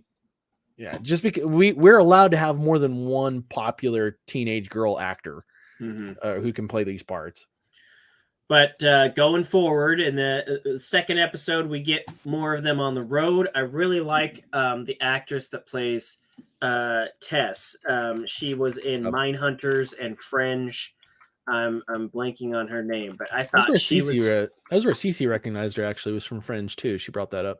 Anna Torv, she's great. I think she's great. I thought she was great in this role. I thought she brought some heart to it. You know, there was affinity between her and Joel, and I just liked it. I liked their interactions in episode 2 when they're kind of walking around the city, and me as a viewer is just like waiting for the infected to show up, and like, Bella or Ellie, you're way too fucking loud. Like, stop talking so loud. Stop talking so much. And eventually, we see more of the infected. But I really like this trio for the short time that we got them. I think the show did a better job of like by utilizing like them, Joel and Tess having a relationship Whereas the game didn't really make it feel that way. It made them feel kind of like they were just like partners. I don't think there was like a clear there wasn't like a romantic tie there. Maybe even the writer for the game was like, yeah, I wish I had done that, and so he got to go back and make that change here. Yeah.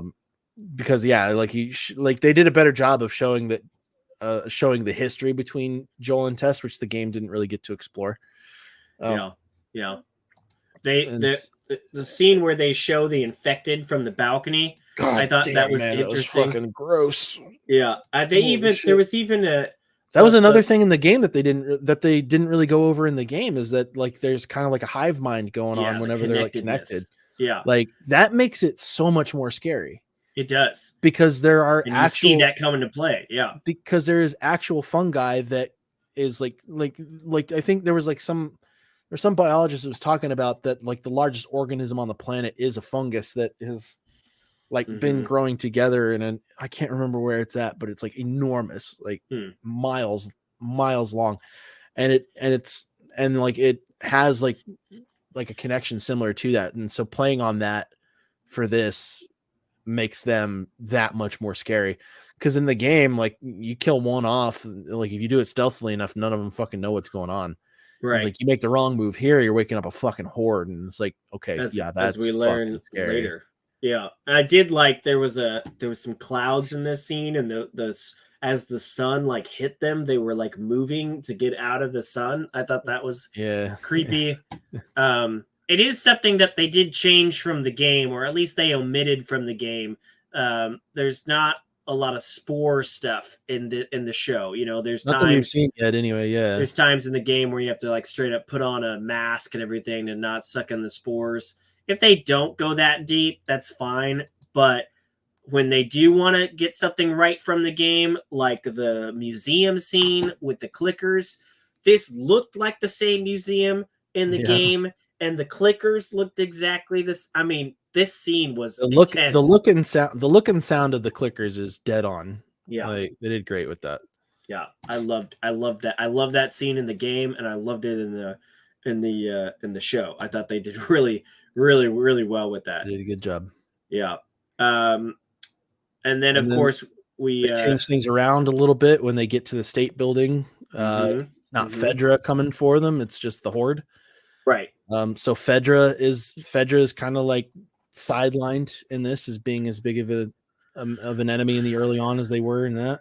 Yeah, and I'm sure that'll come back later, but maybe they were just like it's just you know. Well, I mean, immediately in the next episode, because like I said, we don't want to go over all of these, but they showcase when they introduce Henry and Sam just how brutal Fedra is, depending on where they were at, because there isn't some sort of like communication. Like apparently there isn't like as much oversight over the individual branches of Fedra, because people aren't going to be traveling quite that frequently. It's dangerous. Right. In fact, that's in the game. That's what the Fireflies were actually fighting for, not for individual independence, but more of a structured government. They thought that it had gone too far in the opposite direction. Fedra had gotten too decompartmentalized. Tess's death was a little different. This scene so much. It was so brutal to watch. Oh god, it was so gross. It was definitely different than the game. The game, she gets gunned down by she's both infected in the game and the show, but she gets gunned down by Fedra. And this, she gets a nasty fungi kiss before blowing everything up. That was a choice. That was different. It was weird. It sucked though, because I really liked her as an actress. But having played the game, we knew she wasn't going to make it out of that. So like while they were in the museum, I was like looking for it. I was like, okay, are they going to show where she gets bit? Like, are they going to show that? Because they didn't show it in the game, they didn't show it in the show. Right. Which I thought was a good move. It was like, it was, and she was emotional, and she was trying to get the job done. You know, she didn't want to hold back anymore because she knew she had limited time. It was done really well in the show, I thought. And I think by this point, you could kind of tell, like, okay, I think based on how quickly we're going, this is where the next episode is going to be.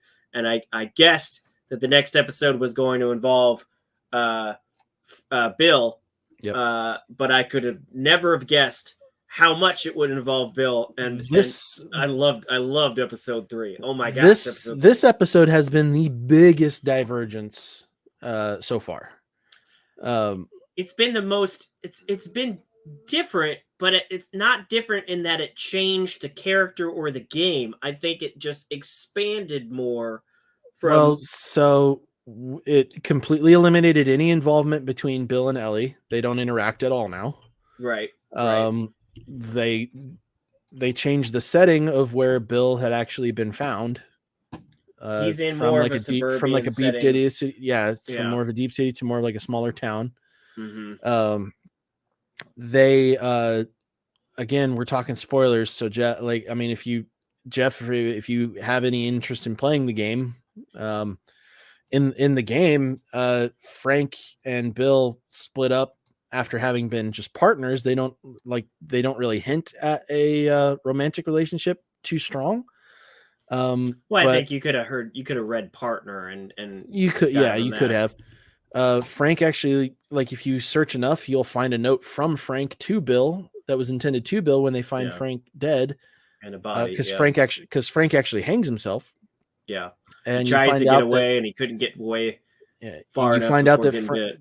you find out that Frank never liked Bill, and that died, that he died like hating him basically. Uh, it was a completely different route of getting the vehicle. Like there wasn't like a Mm-hmm. that was also where our first introduction to the bloaters was, and that Mm-hmm. doesn't come until 2 episodes later now. Yeah. There was a lot of divergence. But in the show, you get this fantastic mini movie You get about Bill probably and Frank. the best episode of television of a TV show that I have watched in a long time. I Like, or I read somewhere that when shows submit their things for Emmys and things, most of the time they don't submit the whole show because nobody has time to watch the whole show. So they pick 1 or 2 episodes. And if I were to guess, it's going to be this episode and maybe one yeah, other because this was almost, I think this was technically feature length because it was longer than a typical episode. And boy, did they just, apparently there's a much longer cut of this. And so they cut out a lot to make it this short. But these two, and it's interesting because Maddie and I just watched White Lotus, and this guy is featured in the first White Lotus. These see, two, the chemistry between them were fantastic. And the story that we got, and over several years, because every couple of minutes it goes forward another it was 3 or 10 it was like years. the whole pandemic era almost. Yeah. Like we might have caught up with Joel and Ellie at the end of Bill and Frank's story here, a matter of months. Not Yeah. like Well, depending on the how flowers not weren't even all months, like a dead, matter of so maybe a y- matter of weeks. yeah, because it said 2023, so it could have just been weeks. Yeah, but Well, I loved. the radio station had to be reset every couple of weeks, so it was at Yeah, least 2 weeks before the signal got sent out. That was the last radio transmission that they had sent out, that you hear as Joel and Tess and all them are leaving their area. I just love how he was this. He was this survivalist that was doing well on his own. Like it was fun. It was fun watching him like collect all this stuff, break into Like, Home Depot it and was cool to get see the Ron gas Swanson and be Ron Swanson. exactly. It was so much Like, it. But then 3 years later, he's a lonely man, and this guy shows up, and granted, I didn't know which direction they were going to go because we hadn't seen this much of Frank in the game, dude, and I was waiting for Frank to fucking to pull a be knife on him or something. yes, because I every was other apocalypse show has trained you to not trust a person, let alone yeah. let them into your house. Well, and then the game made me think. It was like, no, Frank fucking hates him. Yeah, he's Like gonna this is gonna fucking go kill him, bad. It or was he's gonna fucking steal scaring the from him. piss out of me. Even Maddie was like, "Get him out of your house." Like Yeah. he's putting on a front. Don't sit down at that piano and play for him. He's gonna fucking stab you in the back. While he was playing that piano, I was like, I turned to Cece. I was like, he's like, and she was looking she has a very specific look. She brings her hands up to her face like this when Mm-hmm. she's expecting something terrible to Just happen. yeah, And even she was like, like who she didn't play the game. She didn't watch me play the game. She's sitting there waiting for Frank to fucking shank Bill or something. Yes. Like it was fucking nerve It's wracking. what you've been trained to expect in shows Yeah. like this, you know. Yes, But they did instead, a great job they with really that. did. The direction was great. And instead, he opens up Frank to meeting Tess and Joel, which I really liked. You Well, know, it turns out it's like, hey, yeah, I am also gay. Like we are Yeah. not like Yeah. there was no girl that he was singing that to. Like this was honestly like the first homosexual relationship that I have seen on screen that didn't feel like anybody was pandering to anybody. Like Yeah. it was just Yeah. it was just a relationship. It was two people who fell in love. And Yeah. Oh, and there's obviously plenty of people that some hated pretty it. crazy circumstances. There's plenty of people that were like, another show ghost woke. Oh, shut I'm the sure. fuck up. You know, I'm fucking sure there were a Ron, bunch of people Ron who would feel Swanson. like that. This isn't Ron Swanson, dickhole. You know, or Yeah. alpha males aren't gay. Or there's so much stuff. There's a couple moments where Ron Swanson comes out pretty strong though. Yeah, like the government is all Nazis. I know. I did. Like, well, yeah, I love that. But I love well, that. yeah, then, but not now. No, well, he yeah, said now, but not then. Yeah. I did like how Frank was the one that brought these two together. I liked seeing Tess after we just saw her die. You liked it? Hurt me. Well, I mean, I just because I missed her. I wanted a little more of her. You know, I liked seeing the strawberry part of the episode. Like he was like, I traded a gun. Which gun? Which gun? It was a small one. It was a small one. You know, but it gave him strawberries. You know. It was a very compelling episode. We got a little action. We got to see, you know, all of his traps come into play. Some really cool traps too, like the fucking spark, the flamethrower thing. I never thought that. Like that was nuts. Yeah, yeah. And he was so confident in it too. Like because when, like, unfortunately, when Bill gets shot, he's sitting on there on the table. He's just like, "Don't worry, the traps are going to kill the fence is going to kill the rest of them." Right. Like he had he was not worried at all that it was going to get at that point. Yeah. And then I was like, did they just kill him off? Because it fades to black. It was especially brutal in that moment because like he was so worried about Joel in that moment. Like he was still so reserved, but the first person that he thought of to take care of the person that he loved was Joel. And I thought that was beautiful too. It was just like because said you can't stay here alone. And it was. Well, some of the divergence, some of the complaints that I was seeing about the divergence was that people were upset that this episode was so much not about Joel and Ellie. Like they had spent so much time on these other characters who they then kill off before Joel and Ellie even run into them. No, like this is showing you is like the influence that Joel had and like the type of person that Joel was and how like other people could identify with that. And it had to like solidify.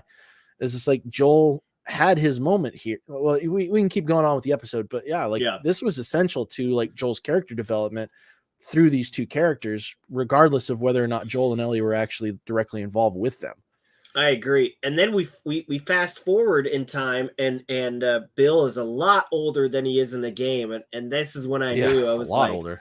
I was like, okay, they are, because up to this point, I was like, they could still do everything we saw in the game. And then when it fast forward another 10 years to 2023, I was like, oh, okay, we're they're not doing that. I was still thinking. And then when Frank reveals that he wants to be euthanized, he doesn't want to keep going. He's got cancer or something like that. I thought he had like MS or something like that. It seems like some sort of like neurological disease or something like that. They don't currently have a cure while he was trying to paint, it was clear that he couldn't hold it there or anything like that anymore. Yeah. And like the cup that he had where he had to like use the it was something strange. But we get this beautiful montage of the last day, and they use this composer that I really love, that HBO loves. And it was just this gorgeous. I can fucking see why. It was crying the whole goddamn time. It was a gorgeous. I mean, it was great. He was like, just let.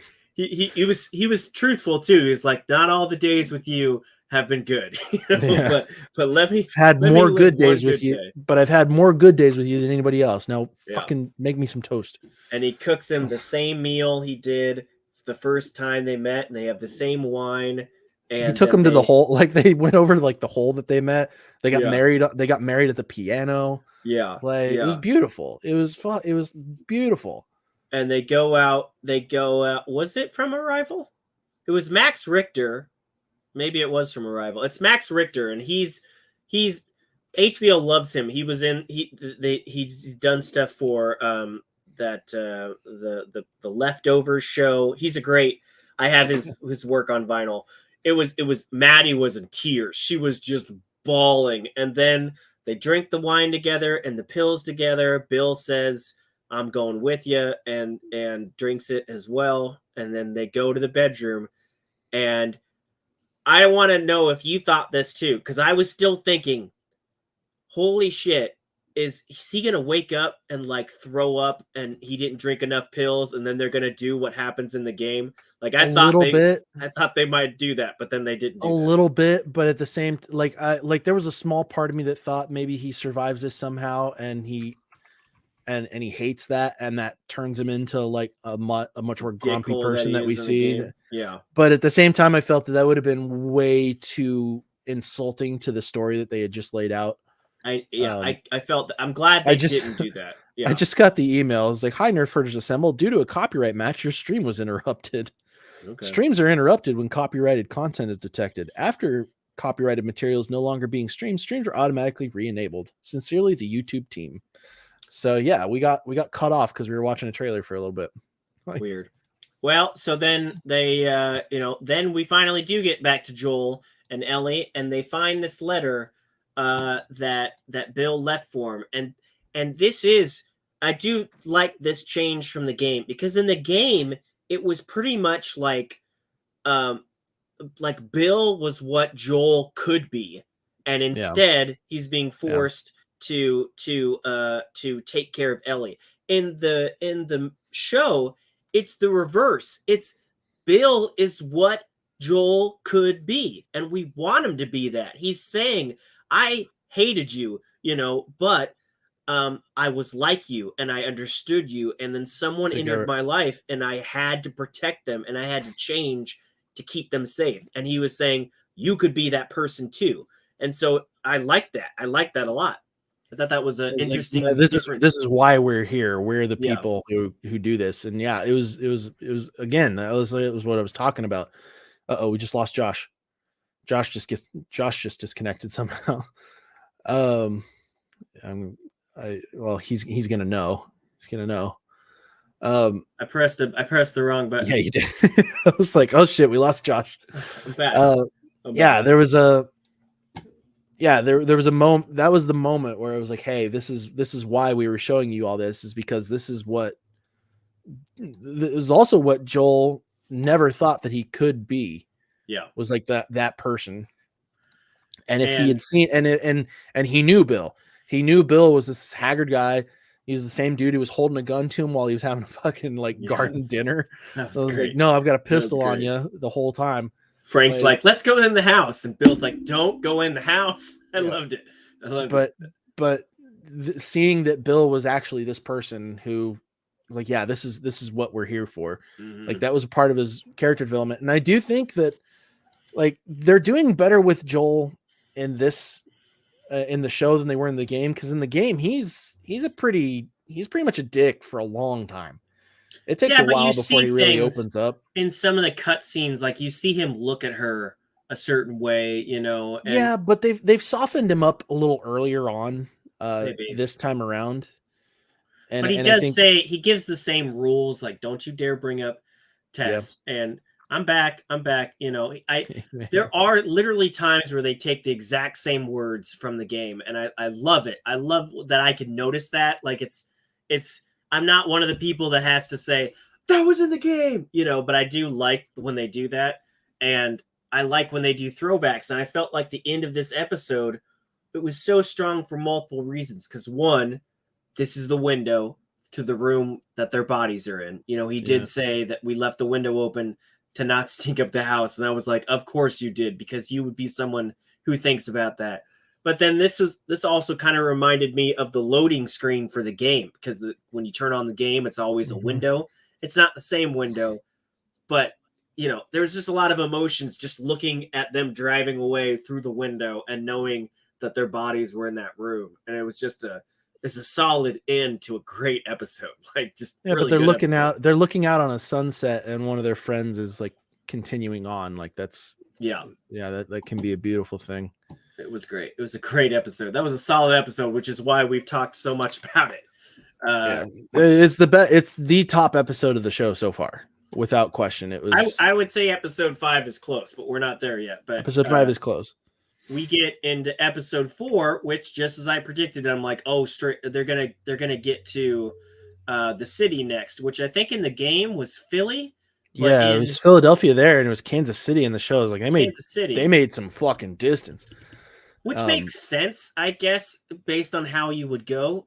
So it kind of makes sense that way. And I think they did talk about that they just thought it made more sense traveling wise. Let's see, actually, Boston to Cheyenne, Wyoming. I mean, I guess you could go north or south. Let's see, to Cody, Wyoming, actually.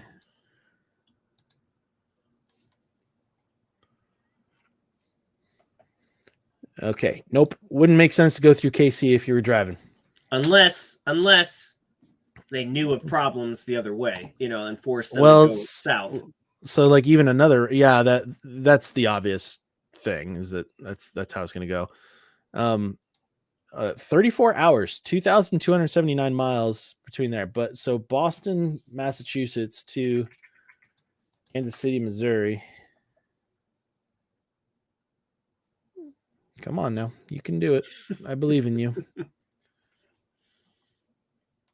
1,433 miles. Okay. So another change in the from the game to the show is they flesh out the ambush people in the city a little bit. They give them a leader. This is Melanie Linsky. I like her as an actress. They give them a lot more. They give them a lot more vehicles. Yeah, this gal, I do love her. She is. She's had some more, some nicer roles in the past, like I think she was in 2.5 Men and stuff like that. But she's in Yellow Jackets. She plays a very similar character. If you at first glance you would think Yellow Jackets. That's what I meant. What did I say? You said Yellow Jacket, and I'm wondering. I haven't heard that. For a second, I thought you meant Yellowstone or something. But no, it's Yellow Jackets. It's a show on Showtime, and she plays a very similar character where you look like she's not much of a threat, but she's conniving, and she's got this undertone about her that you don't want to mess with. And we don't get to see exactly why in episode 4, but we get the sense that she's a force to be reckoned with. And we get a strong feeling. It's just like somebody sold somebody she was close to out, and we don't know exactly what happened at that point. But yeah, they dug in a little deep, and part of it was starting to feel kind of like filler. But I wouldn't have felt that way if I hadn't played the game beforehand. So I guess this is one of those advantages. Like, because in the game, it was just like, okay, yeah, they've got to flesh these guys out to add on a little bit more, but also to kind of give a little bit of background on Henry and Sam, who we see at the very end of this episode. Yeah, most of this episode is just Joel and Ellie running around town. I did like that. Again, the ambush was exactly like in the game. The first shootout in that little store was exactly in the game, and I thought that was also cool. A laundromat. Which was cool. They did have little things like this where her second in command takes her down to the basement of a building, and we see this. Her second in command, by the way, being Tommy's voice actor from the game. Yes, this badass of a man. I mean, just look at him, like, that's who you want to be in a show. You want to be a badass looking like this in a post-apocalypse. That's who all of us picture ourselves being in the apocalypse. But it ain't the case that way. But we're the dude that Joel shanks in the end of that laundromat fight. Yeah, but he shows her. He's like, this is what we should be concerned about. We need to stop chasing these people and be concerned about this. And she's like, no, they wronged us. They need to pay. They're the priority. Then we'll deal with this.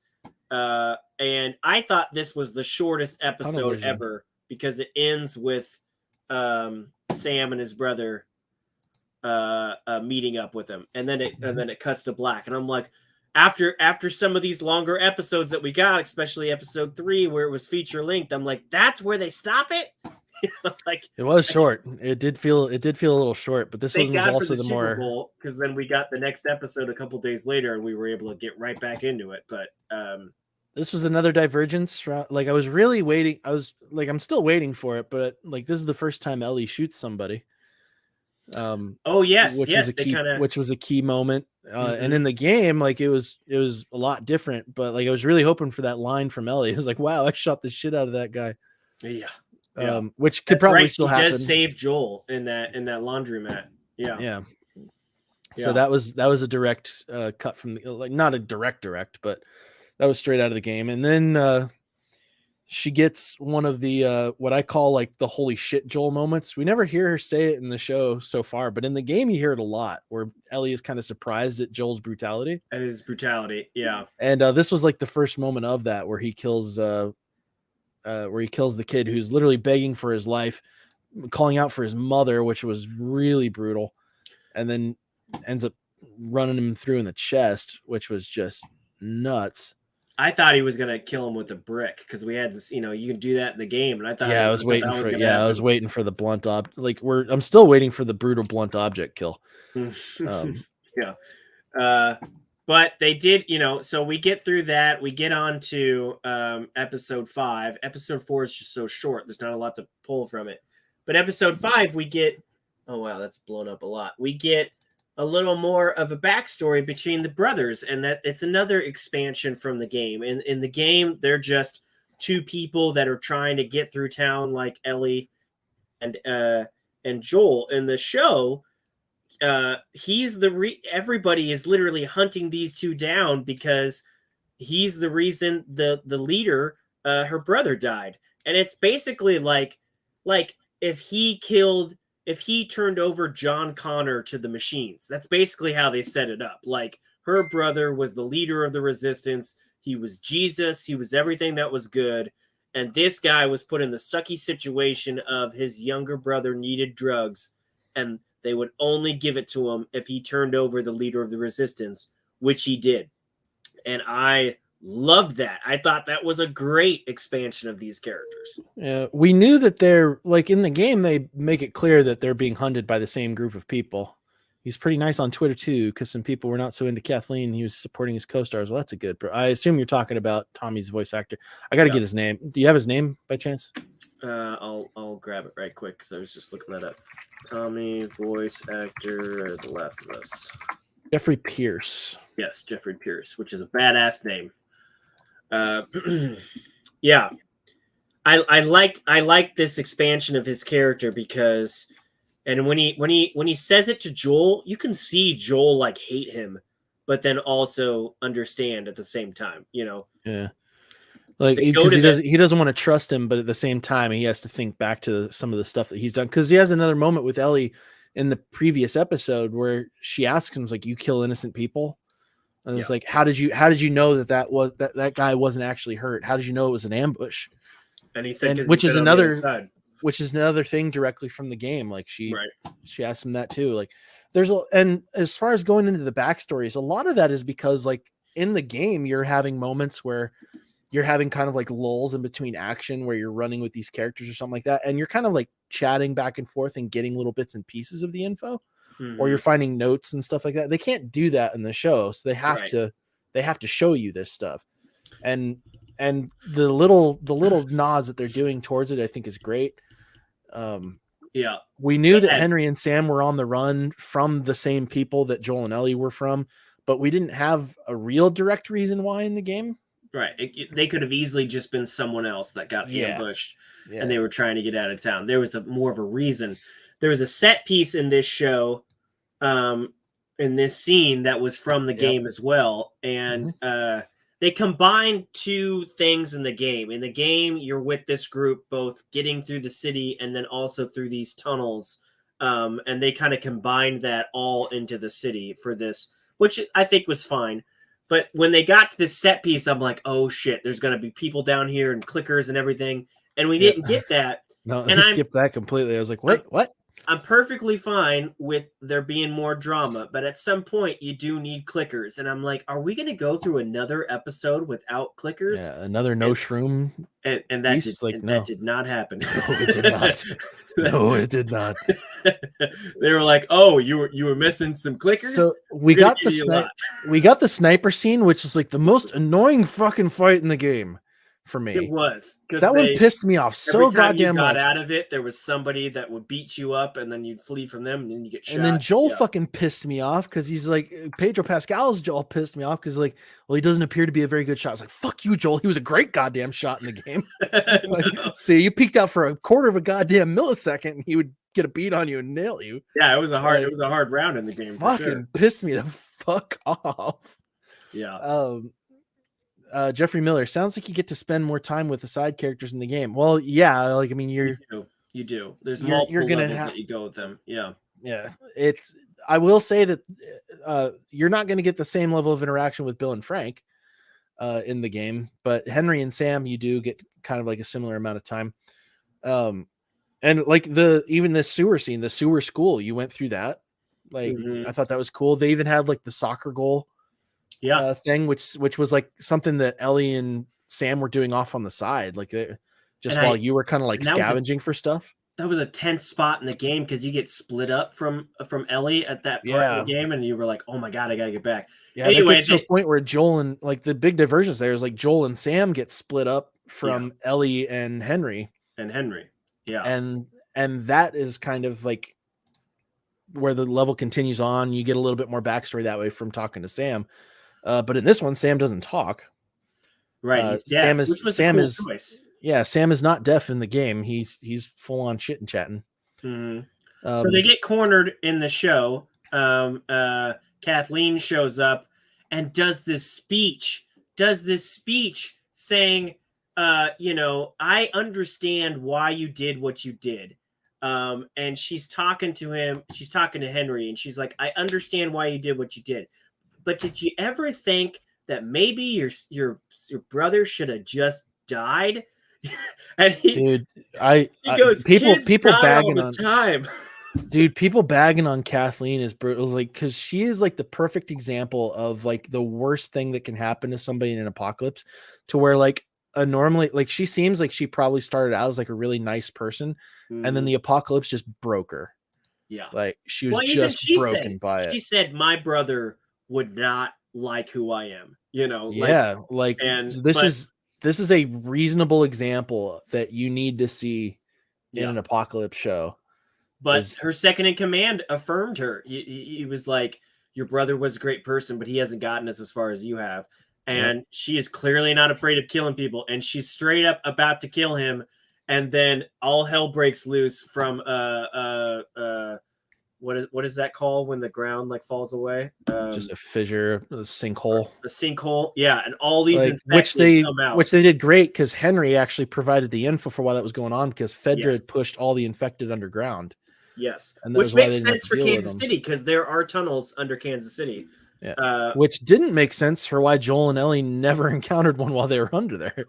Right, but they all come out of this hole, and I was like, okay. Thank you. We're getting some more. And they fucking brought it, dude. It reminded me of that World War Z with Brad Pitt. Yes, it had that where it's just a energy fucking horde of them. And dude, we even got the fucking kill. Like when you get caught by the bloater when you're playing as Joel and he like rips the head off. He does that to Jeffrey Pierce's character in the show. And the bloater, you see it in the background. I was like, oh shit, that was so cool. The bloater looked so damn good. Oh, I mean, God, he looked terrifying. Beefy dude, because this is him in the game. Just for those that haven't played the game, we see when you first come across him in the game, you're like, the fuck is that? And he throws like spore bombs at you, so you have to stay out of his reach, and you got to avoid his. But in the movie, and I did get caught by him in the game, and he rips Joel's fucking face off. He grabs you by literally like your fucking eye sockets and your like chin, and like pulls your head in half. Yeah. And he does that to he does that to Jeffrey Pierce's character in the show in the background. You don't really see it, but Yeah. man, it was like that was like a cool nod, because that was one of my predictions, Mm-hmm. is that we were gonna get like a it was gonna be like a nightmare scene that Joel wakes up from or something, where he like experiences that. Oh But yeah. they That did would it be like, brutal. I thought they were gonna, yeah, Yeah. I thought that we were gonna see an example of that, and we did, and I was like, oh, I called it, and CC had no idea what I was talking about. It was, and even though it was in the background, it was brutal. Yeah. Yes, Jeffrey, those tumors were, yeah. Yeah, Um, they're scary in the game, but I would argue that this one was scarier. I agree too. And what we did get in here that we haven't gotten in the game yet was a child clicker. And that was Yeah. creepy as well. Kid was like an acrobat. I love that scene. So Joel was like playing best sniper ever and protecting uh Ellie. And then she gets into this car, and then you just hear the bullet hit the car, kind of like hail. And you're like, why is he shooting at the car? And then you see it on his face first before you see the clicker kid enter the car, and he's Great trying to job. shoot her through the car, but he can't get her. And that was just a good scene. It was creepy as hell. It was. And then the kid wins the day for us in the end too, by fucking taking out Kathleen. Yeah, yeah.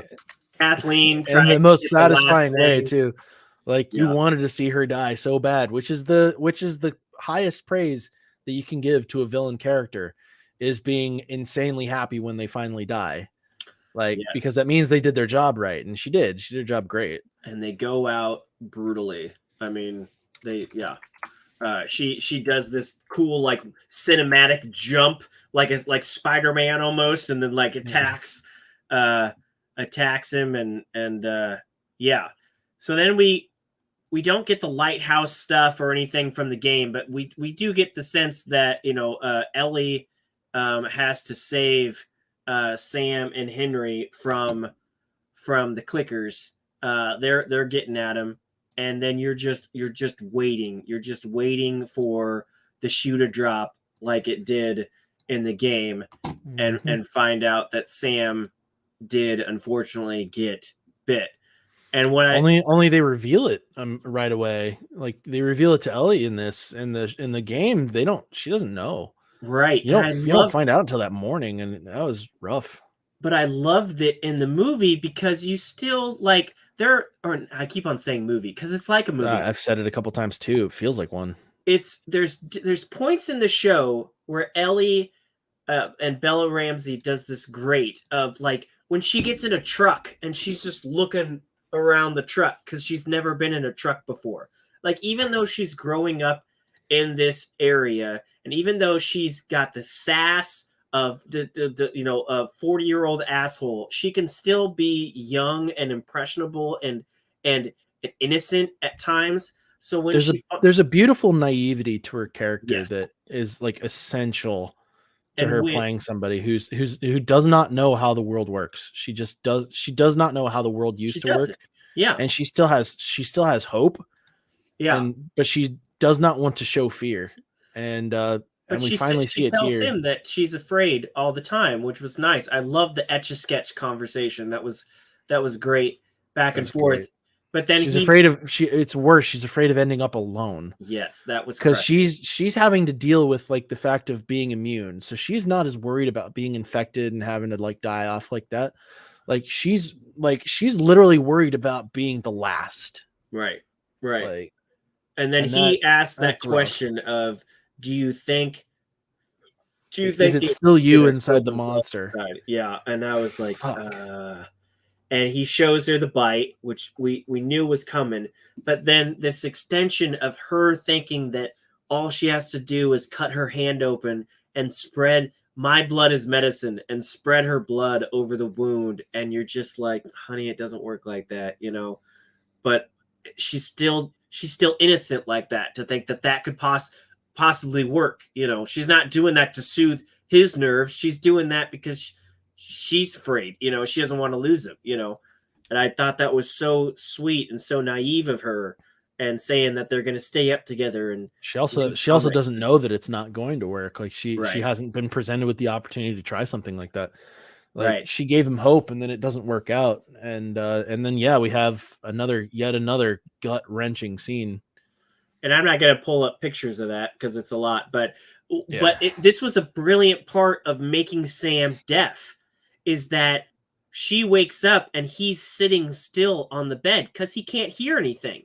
So if they're the only people in the room and she's not moving and she's not making a sound, he probably wouldn't have attacked her as an infected person. As soon as he sees her, because he can't hear anything, he attacks her. And I'm like, that was a smart, That was a big writing thing. that was an essential difference from the game too, because in the game she ends up sleeping in a different room.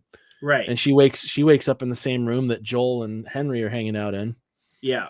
And yeah, and then Henry is forced to he's forced to do the hardest thing that anybody would have to do. And I will say that the actor for Henry nailed this. And they did it just like in the game. Like, he gets the gun first. He doesn't shoot Joel, but he like shoots the ground to stop Joel from going and helping. Yeah. And Joel's like, I gotta save Ellie, and he shoots Sam out of just instinct, not thinking, there's an infected, I gotta shoot them, and then realizes what he did, and you just see it sink into his face, and it's so heart-wrenching. Like, he's lost. He's lost now. He knew that it was Sam that he was going to have to kill, but he didn't know at the same time. Like, it was just like the two instinct, like the instinct to protect his brother and the instinct to kill the infected so nobody else gets hurt. Like, we're just battling it out in there. And this was right after Joel had offered to have them come with him to Wyoming. Like, Joel was opening up and finally like trusting him a little bit. Mm-hmm. Which again, this was a slight difference from the game, because in the game, Henry's blaming Joel for this because they had gotten separated, and like they were kind of at odds a lot more than they were showed off here in the show. Yeah, but yeah, I think they did better here. I think it made more sense here. And yeah, the sound that Ellie makes, that Bella Ramsey makes, when Henry turns the gun on himself, it was gut wrenching. It was absolutely brutal. It was just enough. Yeah. It just like, she could still be shook by something like that. Oh man, dude, like, just insanely good. Yeah. And you can tell like that, like, I don't even know if they scripted that for her, or if they told her to do that, or if she just reacted that way at one. And they were like, that's the take we're keeping. It was emotional. It was emotional. Yeah, just. Oh. And then they bury him, and she leaves the note saying, "I'm sorry," and she feels like she has some responsibility for this, and she's sorry that she couldn't save him, and and then she's just like, "Which way's west? Let's get going." She's trying to get past it even faster than he was. He's kind of just still looking on at the graves when she's already walking by. Well, I think the big thing here is that especially for Joel, is just like, this is it kind of goes back to what he was talking about when she shot the guy who was trying to kill him. Like, yeah, that was hard. Yeah, it was hard to watch. When I think, like, this is more of Joel feeling bad that Ellie is having to experience all this stuff at her age. Right. And this was just like another reminder. It's just like, the world shouldn't be this way. It shouldn't be like this. And because he had expressed that earlier on in the 4th episode, and it just keeps getting worse. And but they endure and they survive. Yeah. Well, it's so that's as far as we're at in the storyline. There's a lot of little things that I do love, having played the game and now watching. Like, he has a M16 machine gun, machine rifle, automatic rifle, like in episode 2 or 3 of this. It was the first episode, dude. Like, it was like the thing that pissed me off the most about the game is when you kill those guards right after Ellie like stabs them because she doesn't want to get caught knowing that she's infected. Yeah. Like, he takes their gun, and it's like, yes. And then he hides it at the gas station, And I was like, oh, thank God, because it would just not be fair. I couldn't run around with that Well, and assault rifle most of and the there wasn't game. much ammo for it anyway. That I was was the like, yeah, excuse, yeah. But then at the end of this, now he has a rifle. He has a rifle from the sniper scene, and I yeah, they like do. that he kept that. Yeah, they do the scavenging really well. Like he had the whole arsenal at Bill and Frank's place. He didn't take all of the guns. Like he had the revolver the Yeah. entire time, and he doesn't get like the actual pistol until he takes it from Ellie. Jeffrey is asking if we know what's coming up tomorrow. I have a guess of what's going up tomorrow I have based on the pace. yeah, we I have don't want to tell you though because at some point in the game it starts jumping ahead by seasons.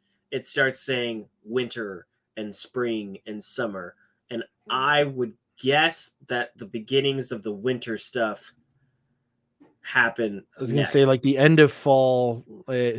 They're going. I predict that they're going to make it to Wyoming in this one, and that might be like where the episode ends, like, or that might be like kind of midway through. But I feel like this is where they're gonna like make it to Wyoming and kind of like start working up stuff there.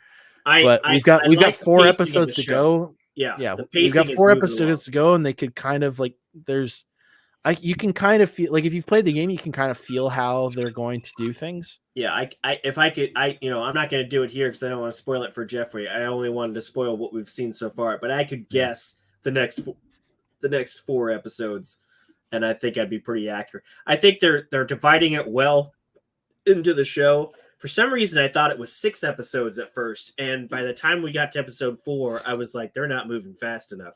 But then once I heard it was 9 episodes, I'm like, that's like the perfect. When you amount of told me time. that too, I was like, oh, okay. Now I can kind of like tell where everything's going to be. Yeah, they said they are doing a second season. It's been greenlit. It will cover the second game.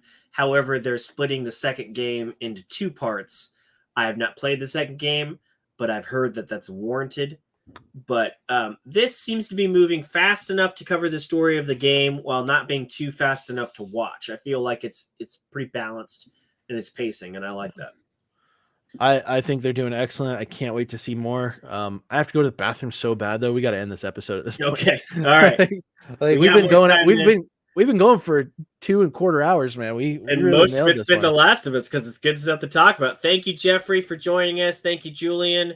Thank you. Who else joined us? Thank you, Derpy. I can't wait for more. I think it's going to be a lot of good stuff. I was happy to see you. We've been delaying all week. Yeah. You want to sign us out? Yeah. Yeah. Keep watching The Last of Us. We're going to keep watching with you. Hopefully by the time we'll talk about Bad Batch next episode. We'll have some stuff to go on that one. And Ant-Man, hopefully, if you see it in time. I will be catching it this coming weekend after this one's over. So, cool. Yeah. If you like this video, hit the like button. If you didn't like this video, hit the dislike button. Be honest, we can take it. Don't forget to subscribe and hit that bell notification so you know when we go live. We're pretty random about it, so you'll want to get notified. Hit us up in those comments down below or find us on social media. You can find us at Nerf Herders Assemble on most platforms. You can find us at Nerf Herders Crew on Twitter. I'll be active on there if you guys hit me up with it. Don't you worry. I'll be there for you. Be a part of the conversation. Let us know what you guys think of The Last of Us. Let us know what you guys thought of the Super Bowl trailer. What was your favorite Super Bowl trailer? And until next time, have a good one. See you later.